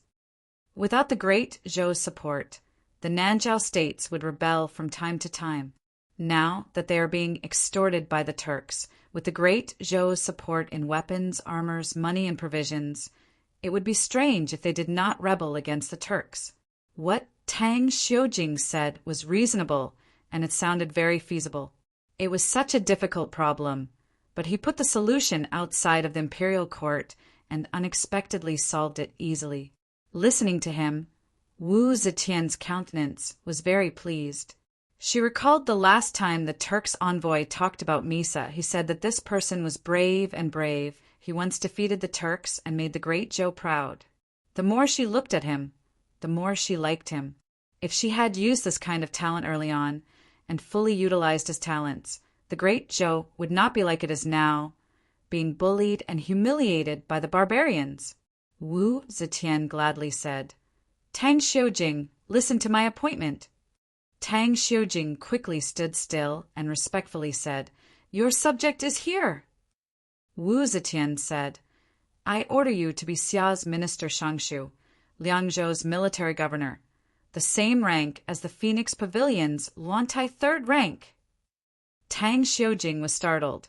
He did not expect that with just a prelude to the emperor, he would be promoted to the current imperial court's prime minister. He hastily expressed his gratitude and said, "Your subject's virtue is shallow. How can I take on such a heavy responsibility?" Wu Zetian glanced at the officials in the hall with dissatisfaction and said to Tang Xiujing in a serious tone, "Your subject is the country's talent. You can share Zhen's worries. It is already Zhen's regret that you have been promoted too late." When the officials heard this, they all felt that their faces had lost some light. Chapter 1064. When Yang Fan returned to Longqingfang and passed by the Prince of Shouchuan's mansion, he felt a little nervous. He was afraid that the gate would suddenly open and a young girl with a scarf over her face and a broadsword in her hand would jump out and yell in a childish voice, "Hey, you untrustworthy general, just obediently follow me and marry Titubo." Fortunately, the main gate of the Prince of Shouchuan's mansion was tightly shut. His horse passed through the front gate of the Prince of Shouchuan's mansion without any accident. In front of the Yang mansion, the family members were busy hanging red lanterns on the lampposts. Seeing that the new year was coming, the lanterns in front of the gate were replaced with 2 strings of red lanterns. A string of 9 red lanterns was hung up, making it look especially festive. Mo Xuanfei climbed high on a ladder and was hanging lanterns on the pole. Yang Fan dismounted and stamped the snow on his boots. He was about to step into the gate when Mo Xuanfei saw him from the ladder and shouted, "Ah Lang is back!" Yang Fan grunted. Mo Xuanfei said, "Ah Lang, there is a girl looking for you today." Yang Fan was a little surprised. He stopped and looked up, asking, "What girl?" Mo Xuanfei hung the lanterns and quickly climbed down. He scratched the back of his head and said to Yang Fan, "That girl calls herself Li Shenyang. She looks like a young lady from a rich family. She is accompanied by a light carriage and a servant. She is the first guest to visit our house. I don't know her." "Li Shenyang? I have never heard of her." Yang Fan frowned and thought. He did not remember such a person. Yang Fan did not know that Li Qiang was the 10th daughter of the Prince of Xiang and that she was usually called Shenyang among the sisters. Yang Fan thought for a moment but did not know what to say. He asked, "Why did that girl come? Where is she now?" Mo Xuanfei said that girl came at noon. As soon as she heard that Ah Lang was not here, she turned around and left. I did not ask her anything else. That little girl is only about 10 years old. It's really strange. I don't know what this little lady wants from Alang." When Yang Fan heard this, his heart skipped a beat. A young lady of around 10 years of age, from a wealthy family. Was there even a need to ask? She must be the daughter of the prince of Xiang's estate. Didn't she go to his estate at this time and go to the palace instead? Yang Fan had a lingering fear in his heart as he quickly instructed. "Remember, if this lady comes again, regardless of whether I'm here or not, tell her that I'm not here." "Oh." Mo Xuanfei nodded and scratched the back of his head. Suddenly he remembered something and hurriedly said, "By the way, Ah Lang, there's another guest here today." Yang Fan turned around and glared at him. "Do you have to speak in halting sentences? Who else is coming?" Mo Xuanfei mumbled. "That person seems to be a foreign monk." "A foreign monk?" Yang Fan was even more confused. Among the people he had interacted with in recent years, there had never been a monk, let alone a foreign monk. Mo Xuanfei said. When the monk heard that Ah Lang was not at home, he left without even entering the door. He left a letter for Ah Lang, which is now in the gatehouse. "Ah Lang, please wait a moment. I'll go get it." Mo Xuanfei hurriedly ran into the gatehouse and soon took out a visitation card. Yang Fan opened the visitation card under the door.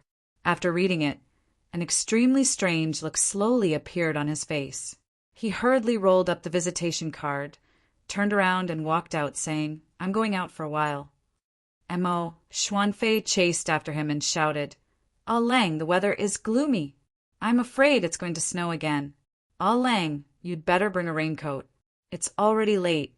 Why don't you go to see the guest tomorrow?" Yang Fan waved his hand behind him and said, "Tell the First Lady that I have something to do tonight and won't be coming back to sleep." The gloomy setting sun in the sky reflected the majestic and tall gate of the temple. A spire emerged from the temple wall, pointing straight to the sky. When Yang Fan arrived, the gloomy sky was unexpectedly clear. Yang Fan stepped into the temple under the beautiful setting sun. The white walls, the black tiles, the tall bamboos, and the pine trees were all covered with a layer of white snow. The little bridge was winding, and the river under the bridge had already frozen, and the ice was covered with a layer of white snow. A few lonely lotus branches stood upright on the surface of the snow, rustling in the wind. Not far away, there was a rockery. White snow, moss, rocks, and sparse wisteria branches cast a mottled light and shadow like an ink painting. This was the Dayun Temple. In the past, the 10 eminent monks of Luoyang wrote the Dayun Sutra under the guidance of Shui Huai. They claimed that there was a saying in the sutra, Goddess Bodhisattva ruled the country with the body of a woman, which referred to the current Empress Dowager. Wu Zetian then ordered all the prefectures to build a Dayun Temple with a built-in sutra depository and a copy of the Dayun Sutra. This Dayun Temple was built in Chang'an at that time. When Yang Fan walked in the temple, it was dusk and the temple was unusually quiet. The 8th Japanese envoy to Tang had just arrived in Chang'an 2 days ago. This time, the envoy was led by Soda Jinren as the envoy to Tang, Sakagawa as the ambassador, and Great Envoy Yiji as the deputy envoy. Most of the entourage were monks, so they stayed in the Dayun Temple. The Dayun Temple was built under the imperial edict to specially store the Dayun Sutra. Most of the temple was not open to the public, so it was very quiet and peaceful. After becoming the residence of the Japanese envoy to Tang, it became even quieter. Not a single worshipper could be seen. Yang Fan walked over the small bridge and saw a monk dressed in Japanese robes, a bamboo hat on his head and straw sandals on his feet. His hands were clasped together, waiting solemnly. Yang Fan suddenly stopped and was silent for a moment. He suddenly quickened his pace and rushed over. The monk in black also quickly walked over, opened his arms, an excited smile on his face. 17. Sixth senior brother. The two of them hugged each other tightly. After a while, Yang Fan let go of his arms, wiped the tears of joy on his cheeks, and said happily, I really didn't expect that the two of us would meet again here." The monk in black was the rogue monk of the White Horse Temple in Luoyang Honglu. Honglu grinned and said with a smile, "Who said it wasn't? I thought that I would never be able to return to the Central Plains and see you again in this lifetime. Ha ha ha! Let's go. Master has been waiting for you for a long time." Hong Lu pulled Yang Fan and walked along the long corridor with green eaves and red pillars. Along the way, there were 2 Japanese samurai standing quietly at every corridor pillar, with sharp katanas on their waists. Their left hands were pressed on the hilts of the katanas wrapped in black and white cloth. The back of their hands was red from the cold, but they stood solemnly and meticulously. Seeing Hong Lu striding over, the samurai all bowed to him, but Hong Lu ignored them and dragged Yang Fan forward excitedly. They came to the front of a quiet room, but before they could reach out to knock on the door, a noise was heard from inside. The door was opened with a crash, and the person who welcomed them was also a monk in black. It was Hongi. When Hongi and Yang Fan saw each other, they inevitably hugged each other tightly. Someone in the room laughed and scolded. "How long do you plan to chat at the door? Come in quickly and let me see 17. Hongi hurriedly let go of Yang Fan and saw a person sitting cross-legged on the couch, wearing a snow-white robe that exposed his muscular chest. He was smiling at Yang Fan, and there were tears in his eyes. It was Xue Huai, whom he had not seen in a long time. Xue Huai looked a little older than before, and his cheeks were also a little thinner. The snow-white skin that he was once proud of had now become slightly darker. Yang Fan took off his shoes and quickly walked into the room. Xue Huai stood up from the couch and welcomed Yang Fan with a hearty laugh, giving him a strong hug. The two hugged tightly for a while before Yang Fan let go of Xue Huai and worriedly scolded. "Master Xue, you shouldn't have returned to the Central Plains." Xue Huai said, "What Master Xue? Master Xue is already dead, and there is no Xue Huai in this world anymore. I have now restored my ancestor surname, and my name is Feng Xiaobao. Don't worry, no one will know who I am. Other than you, I won't be seeing any old friends on this trip." The few of them sat down on the couch. The 4 walls of the room were empty, and the walls were painted snow white. There were 2 tall paper candles on the ground, and there were bamboo leaves painted on the lamp paper, which made the 4 walls look blurred, as if they were standing in the shadow of the bamboo. There was a sunken stove on the ground, and it was level with the ground, with steam rising from it.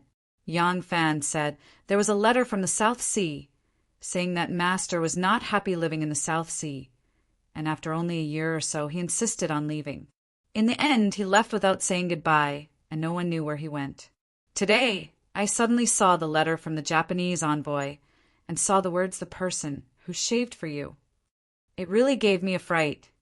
Xue Huai laughed and said, "If I don't do things that shock the world and make people look at me, then would I still be Feng Xiaobao? Since you're here, don't leave tonight. Let's have a good drink." As Xue Huai said this, he clapped his hands 3 times, and the wall behind him suddenly opened with a huala sound. A beautiful girl wearing a light blue kimono with large floral prints walked in gracefully.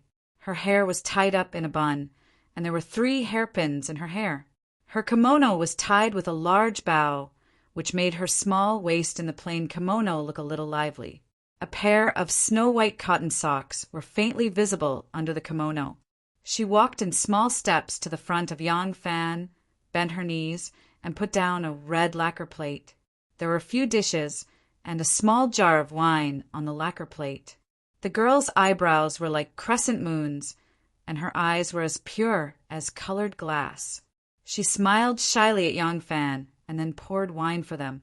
As she moved, her pure white sleeves with light yellow edges revealed her fair wrists, and her posture was extremely elegant. Yang Fan didn't expect that there would be a Japanese girl in this temple, and he couldn't help but reveal an astonished expression. When the girl poured wine for Hongi and Honglu, the 2 respectfully accepted the wine cup and said to the girl, "Thank you, Master's wife." Yang Fan was even more unable to close his mouth after hearing this. Seeing his expression, Xue Huai couldn't help but laugh. 17. I'll introduce you to her. Her name is Ruoxiang, and she's my woman. Xue Huai scratched his bald head and said proudly, If you're capable, you'll be able to do well wherever you go. By the way, I have to clarify that this time, I, Feng Xiaobao, didn't rely on a woman, but on my own ability to achieve what I have today. The girl pursed her lips and smiled at Yang Fan. She put her hands on her knees and bowed her head, and said softly and slowly, Please enjoy. After saying that, she picked up the empty plate and slowly retreated.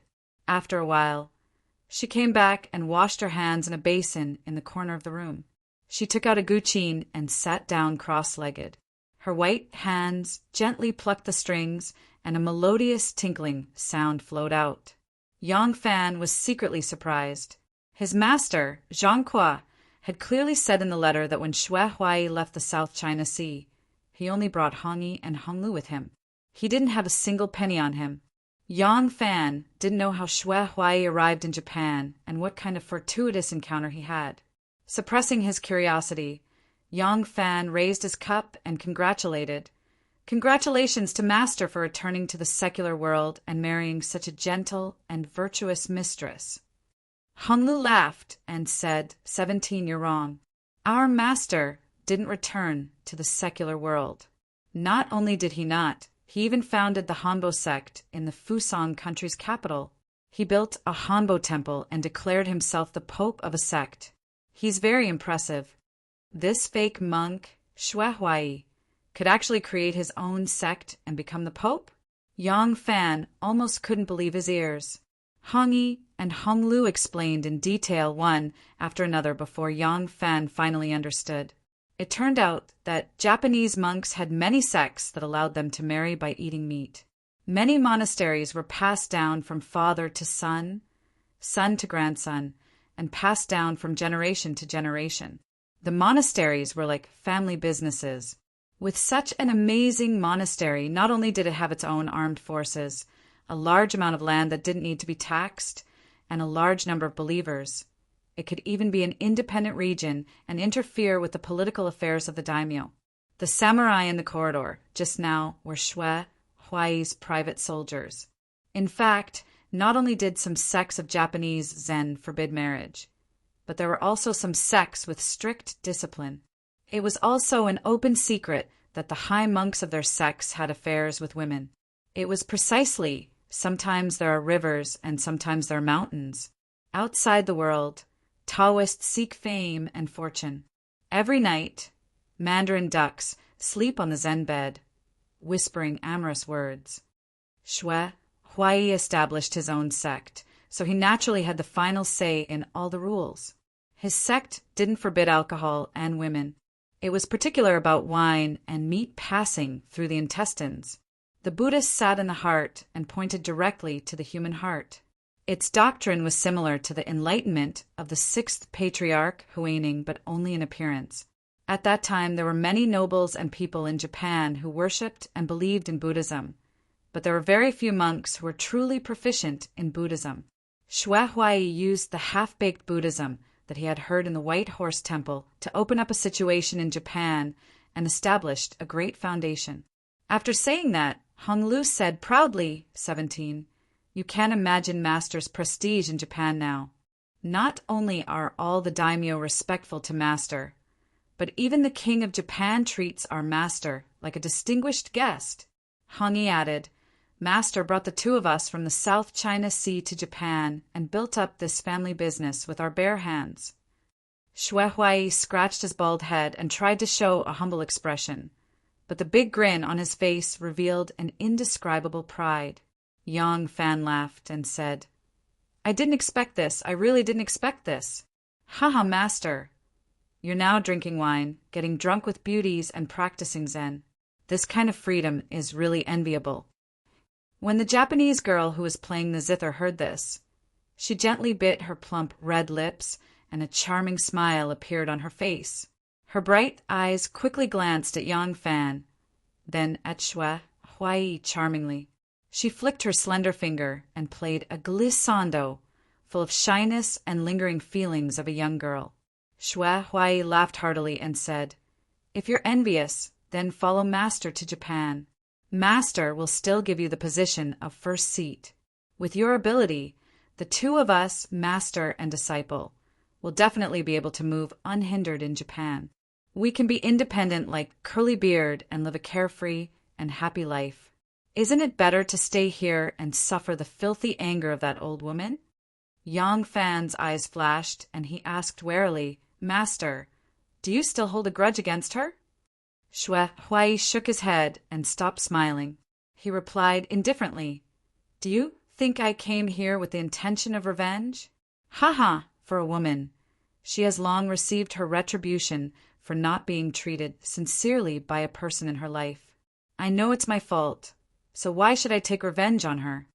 Xue Huai looked at Ruoxiang with a gentle gaze and said emotionally, "If I have the time, I might as well use it to cherish the people in front of me. When I came to Japan from the South Sea, I was penniless and down on the streets. It was Ruoxiang who took me in. When a man is down on his luck, he will only know who truly loves you and who truly treats you as a friend. Love may not develop after a long time, but it will definitely show a person's heart." Xue Huai raised his cup and said to Yang Fan, "Everything in the past has already turned into smoke for me, except for you. 17, I came this time because I wanted to come back and take a look. If I don't come back, I won't be able to rest easy. I've been to Luoyang and White Horse Temple. Now, I've come to Chang, and because of you. If it's possible, you should be like me and live a free and unfettered life. This temple is really too filthy." Yang Fan raised his cup and said with deep emotion, "Master, Xue has already let go of everything that should be let go. That's why I can live a free and unfettered life today. But I still have many people and many things that I can't let go of. Perhaps one day I will also live a free and unfettered life like Master Xue, but not now. In the future, when I can let go of everything, I will definitely travel the world. At that time, I will bring my family to Japan to see you." Chapter 1065. That night it snowed again. The snowflakes fluttered in the air silently. Yang Fan, Xue Huai, Hong Yi, and Hong Lu drank to their heart's content. They simply opened the door and drank while looking at the misty snow in the garden. Sometimes a gust of wind blew the snowflakes into the room. When it hit their faces, it would turn into a ball of moisture, making them feel very carefree. Yang Fan and the others talked about the past when they played bowls together and drank together. When they talked about Xue Huai shaving his head on the street and beating up the imperial censor, while drunk, they would burst into laughter from time to time. Sometimes, when they talked about sad events, they could not help but sigh and even cry. Ruoxiang understood Chinese, so she could understand what they were saying. However, she only smiled peacefully and sat quietly in the corner, as gentle as a newly bloomed rose. She did not make a sound and did not say a word. Sometimes she would go up to Xue Huai to wipe away the wine stains that had spilled on his chest. Sometimes, when she saw that the wine jar was empty, she would quietly fetch another jar. Even if the four of them were drunk, she would not say a word. She only tried her best to serve them better. Her meekness was very different from the women of the Central Plains. Yang Fan had heard from Xue Huai that this Miss Ruoxiang was not a commoner's daughter. She was the daughter of a small lord in the capital. Yang Fan was happy for his old friend to have such an encounter. Unknowingly, the snow became heavier and heavier. The four of them drank more and more wine, and the wine jars rolled on the ground. The last scene that Yang Fan remembered was Hong Lu lying on his lap while he rested his head on Hong Wen's stomach. Xue Huai was sleeping soundly next to him, his snores shaking the heavens. As Yang Fan's eyes were blurred from drunkenness, he saw Ruoxiang gently walk in with a few blankets in her arms. She covered each of them and gently tucked the corners of Xue Huai's blankets. She then tiptoed out and gently closed the door to block out the heavy snow. At daybreak, Yang Fan was the first to wake up. He often had to wake up early to attend court. so he was not as free as these 3 carefree monks. These monks could meditate whenever they wanted, sleep whenever they wanted, and sleep until they woke up naturally. He did not have such good fortune. Yang Fan sat up and saw that Xue Huai and the other 2 were still sound asleep. There was a kettle on the small table beside them. Reaching out his hand, he felt that the water was still warm. Presumably, it was Ruo Xiang who had brought it here early in the morning. Yang Fan poured a bowl of water to quench his thirst.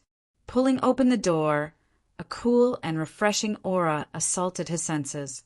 The courtyard was covered in silver. It had been snowing for a whole night, and the whole ground was covered in fluffy pink, which was very cute. Yang Fan put on his boots and walked down the corridor. He heard the ta-ta-ta sound of wooden clogs.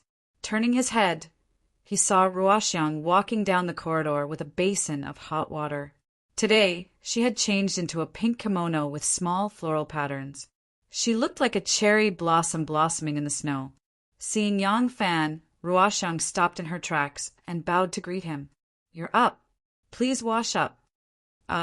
Thank you, mistress." Yang Fan quickly took the basin of water and returned to his room. After washing up, Yang Fan went to the courtyard and practiced 2 rounds of martial arts in the snow. Only after his whole body was warmed up did Xue Huai and the other 2 get up. Xue Huai washed up with Ruo Xiang's help and walked into the courtyard. He looked at Yang Fan, who had just stood still, and said with a smile, "I heard that you're already a rank for a great general. You haven't forgotten your skills yet?" Yang Fan smiled. "This disciple is a general, so naturally I can't neglect my martial arts.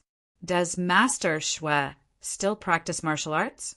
Xue Huai blushed slightly and laughed. "In the past, I was just boasting. Actually, I know in my heart that my martial arts are all showy, but impractical. They're street tricks. Ha ha ha, they can't be taken seriously. They're useless. Why would I practice them?" As the 2 of them were talking, a skinny man in a kimono came from afar. When he saw Xue Huai, he stopped and bowed respectfully to him, saying, "Good morning, great monk." Turning his eyes, he saw Ruo Xiang coming out of the room and bowed to her, saying, "Good morning, sister-in-law Fan." Xue Huai and Ruo Xiang also greeted him. The 3 of them spoke in Japanese. Yang Fan didn't understand what they were talking about, so he ignored them. Although the man saw Yang Fan, he didn't know his identity. He only bowed to him and left the corridor. Xue Huai said to Yang Fan, "This person is the Tang envoy from Japan, Soda Jinren." Yang Fan thought, as the envoy, he must be someone with great power. Since he's so respectful to Master Xue, it seems that what Honglu said was true. Master Xue has really made a name for himself in Japan. Yang Fan asked, "When does Master Xue plan to return to Japan?" Xue Huai laughed. "What? You're in a hurry to send me away?" Yang Fan said, "Of course not. It's just that." Xue Huai laughed. "I know you mean well. You're worried about my safety. Don't worry. Even if it's for Ruoxiang, I won't act recklessly. I won't wait until the envoy leaves. At the beginning of spring, I'll take a boat to the east and sail back to Japan." When Yang Fan heard this, he couldn't help but let out a sigh of relief. He knew that this envoy was not a tribute envoy. The tribute envoy would leave after paying the tribute. This envoy was a political and cultural exchange envoy. Every time he entered Tang, he would stay for at least a year. He would visit everywhere, buy books and shops, appreciate the customs of China, and learn about China's culture and system. He would only leave after he had gained something. If Xue Huai wanted to leave with the envoy, he would have to stay in Chang'an for at least a year. Ever since the incident where he was discovered by Du Wentian while visiting Xingjiao Temple, Yang Fan didn't believe in secrecy anymore. Naturally, he hoped that Xue Huai would leave as soon as possible to ensure his safety. Yang Fan quickly said, "If that's the case, when Master returns to the east, I'll arrange the boats, carriages, and horses. I'll definitely protect Master all the way." Xue Huai naturally didn't need to pretend to be polite to him. He readily agreed. Yang Fan, Shuai, Hongyi, and Honglu had breakfast together. They agreed to visit often before they left. Yang Fan left Dayun Temple and turned onto Zhuke Avenue. He saw that the long street was covered in white. Many servants were clearing the snow in the square under the command of Basho. The snow on the long street had not been cleared yet, and there were already many footprints left by early passers-by. Yang Fan rode his horse with his bodyguards. Because there was no court meeting today, he wanted to return directly to Longqing Square. When he reached an intersection, he suddenly saw a group of soldiers escorting a camel team coming from afar, blocking the entire road. Yang Fan rode his horse to hide under the eaves of a house and watched the huge team pass by. There were about 200 people in this team. More than half of them were camels with all kinds of bags and weapons on them. One look, and one could tell that they came from afar. From the style of the robes of the people riding on the camels, they should be Turks. Since they were escorted by soldiers, they couldn't be merchants. Therefore, Yang Fan paid extra attention to them. Icicles hung from the eaves like sharp swords, glimmering in the sunlight. Yang Fan peered through the cluster of icicles and immediately saw a carriage with a banner written in both the Chinese and Turkic languages.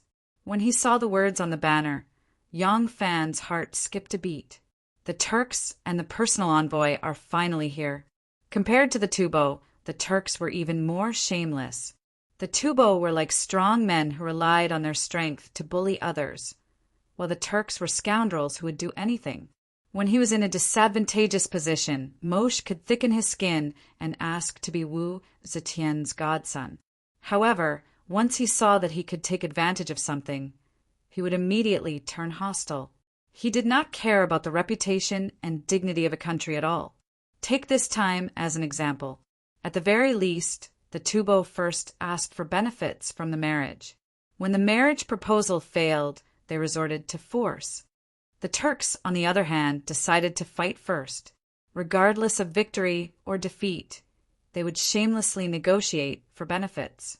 The great Zhou imperial court hated the Turks even more than the Tibetans. However, due to the current situation, they had no choice but to receive the Turks' peace marriage envoy. Wu Zetian could only use the Ministry of Rights as an excuse to delay them for 3 days. In the end, she still invited them to the Golden Palace to deliver the letter. Interestingly, this time, no matter which faction it was, all of them strongly opposed the marriage with the Turks.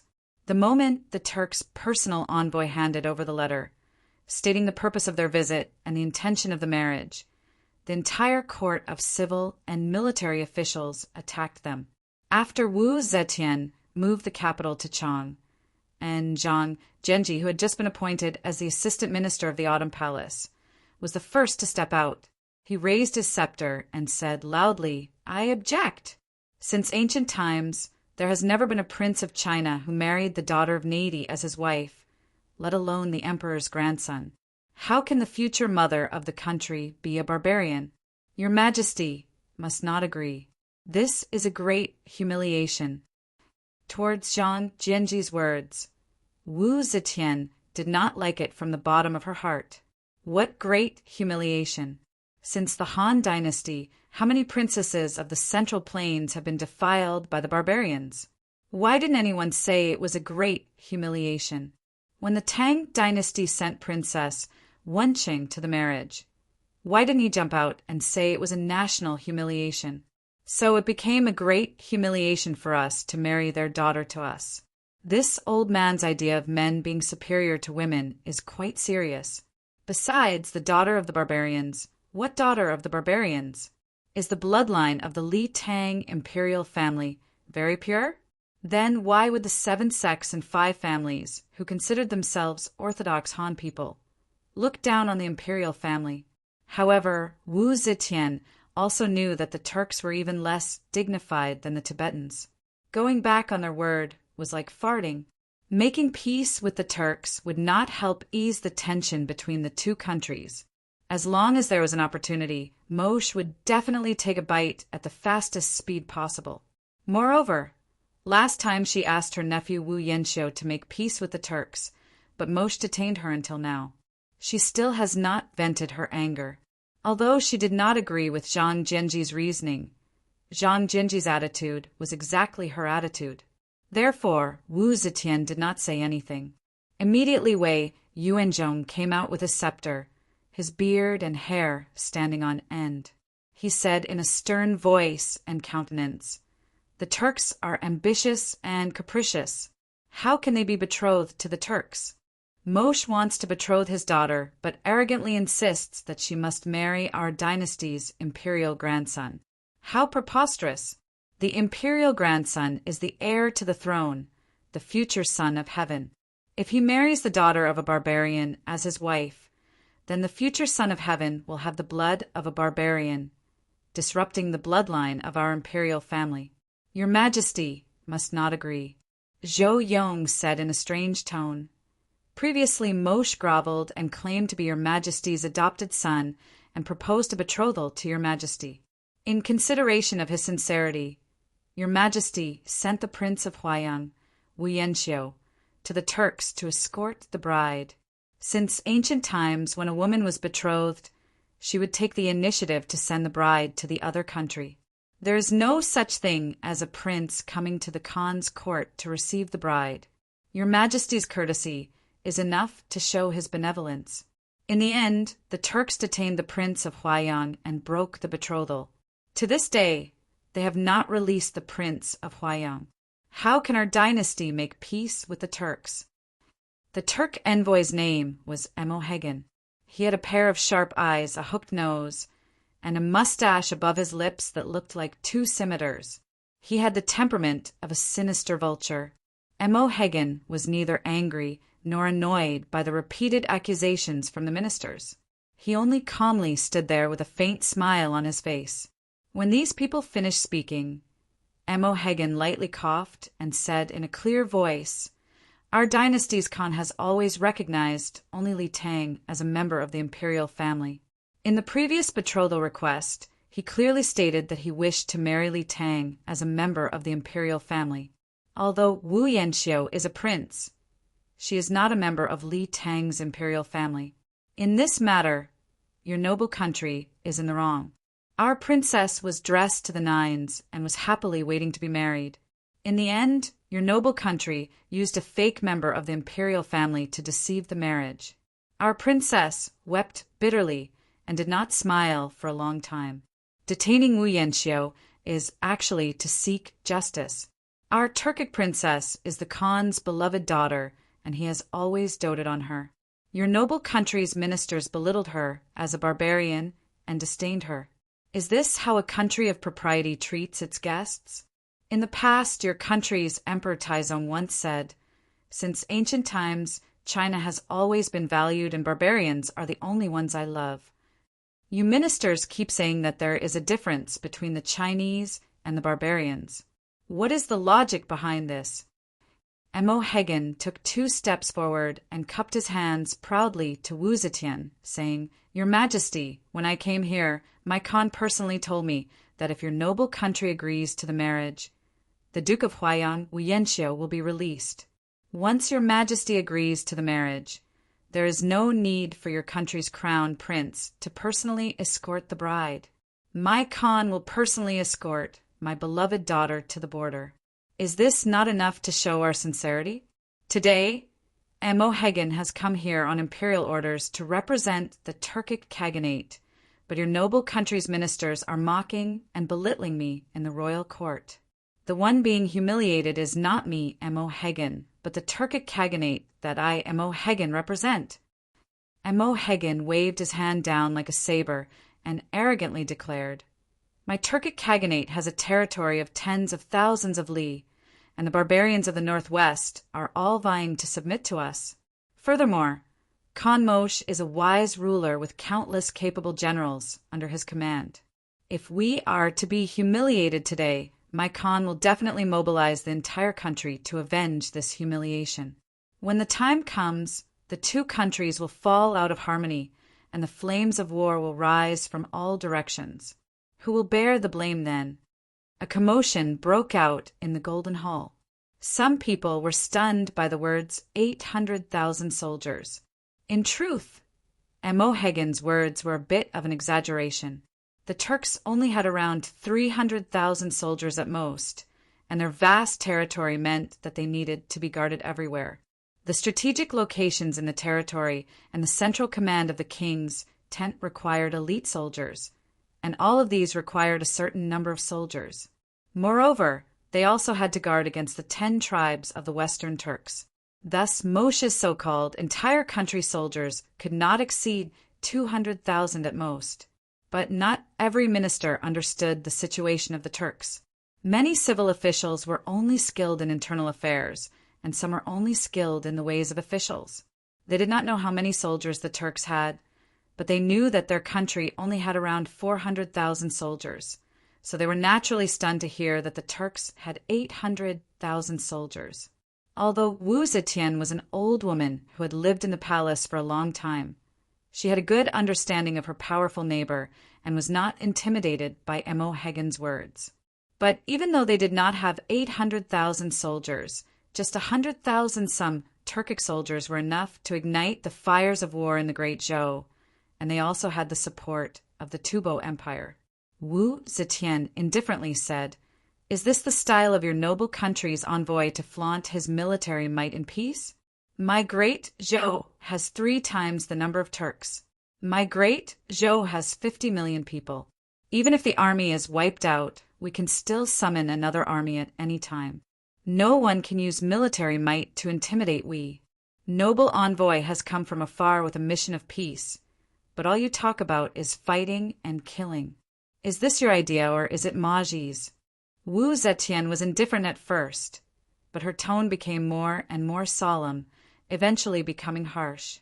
Imohegan hurriedly put his hand to his chest and apologized. This foreign subject knows his mistake.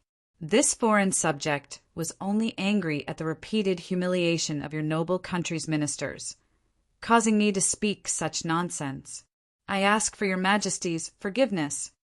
Wu Zetian coldly snorted. "Peace is not something that can be settled in a moment. Withdraw for now.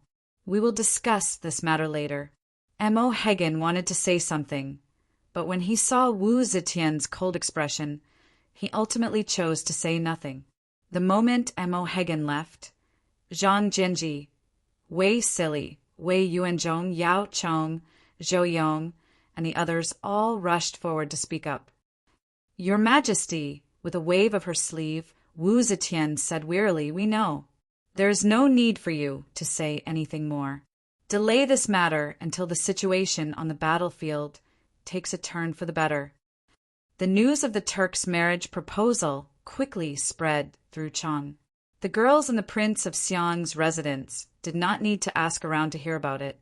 Shiqing anxiously said, "I didn't expect the Turks to take advantage of the situation. They even threatened that if our court did not agree to the marriage, they would immediately send troops to invade." Li Huan said, "The crown prince's grandson, Zhongjuan, has already been caned to death by imperial grandmother. The crown prince now only has 3 sons, Prince Zhongfu of Pinzhen, Prince Zhongjun of Yixing, and Prince Zhongmao of Beihai. They are all bastards, so the position of the crown prince has not been decided for a long time. If the imperial court wants to agree to the marriage, it must first decide on the crown prince. Imperial grandmother will definitely not be willing to hastily decide on the position of the crown prince's grandson. In this case, we can only agree to the Tubo's marriage proposal and defeat a strong enemy first." Huo Guo pouted and said, "I already said that Yang Fan is not reliable. Shenyang asked him for help, but the more he helped, the more trouble he would cause." "Oh, you're capable now, aren't you?" Li Qiang pinched her fleshy nose and said, "Is it because you heard from your mother that no matter who gets married, it won't be your turn? You're no longer anxious, so you don't flatter me anymore, huh? I'll go find him right now." Qingyang sighed and said, "Forget it, Shenyang. What's the use of looking for him? I already said that he can't do anything about this." Li Qing said angrily, "Can't I go find him to settle the score? If he can't do anything about it, then he should just admit it. Why did he lie to us and say that he will find a way? Since he has promised someone, he should do it. A promise is worth 1,000 gold, and it will not change even if he is killed. How can he not understand something that even a little girl like me can understand? Li Qiang angrily turned around and left. At this time, she had already returned to her residence in the Prince of Xiang's residence. She immediately ordered someone to prepare a carriage and go straight to Longqing Square. The Prince of Xiang's children were very close, and they often visited each other. The Prince of Xiang only thought that she was going to find his royal brothers, so he did not ask any questions. Li Qiang rushed to Longqing Square and asked to see Yang Fan. Mo Xuanfei had already received Yang Fan's orders. Seeing that Li Shinyang had come again, he hurriedly said, "Our Lang is not here. He has gone to the palace to be on duty." Li Qiang frowned and turned to leave. Suddenly, she saw a few guards from the general's mansion standing by the door. They looked like they were about to go out. One of them was leading 2 horses. One of them was Snowstorm Cloud. This horse's head and tail were as black as lacquer. Only its 4 legs were as white as snow below its knees. Li Qiang had seen Yang Fan riding this horse in the palace. Of course, the owner's mount would not be changed at will. Li Qiang immediately became suspicious. But on second thought, she suddenly remembered that there was no court meeting today. This loyal general probably did not attend court. Li Qiang was immediately filled with anger. She put her hands on her hips and posed like a big teapot. Yang Fan hid behind the screen wall and secretly rejoiced. He was just about to go out to Dayun Temple to visit Shui Huai. When he looked up, he saw the little devil getting off the carriage. Fortunately, he dodged quickly and was not seen by her. Yang Fan was secretly rejoicing when he heard a crisp girl's voice outside. "Yang Fan, come out! Yang Fan, come out!" The main door of Princess and Li's mansion was opened. More than 10 servants escorted a car out of the door and moved along the Longqing Pool. A shout came from the front door of the Yang's mansion. A crisp and sweet voice suddenly ordered, "Stop the car!"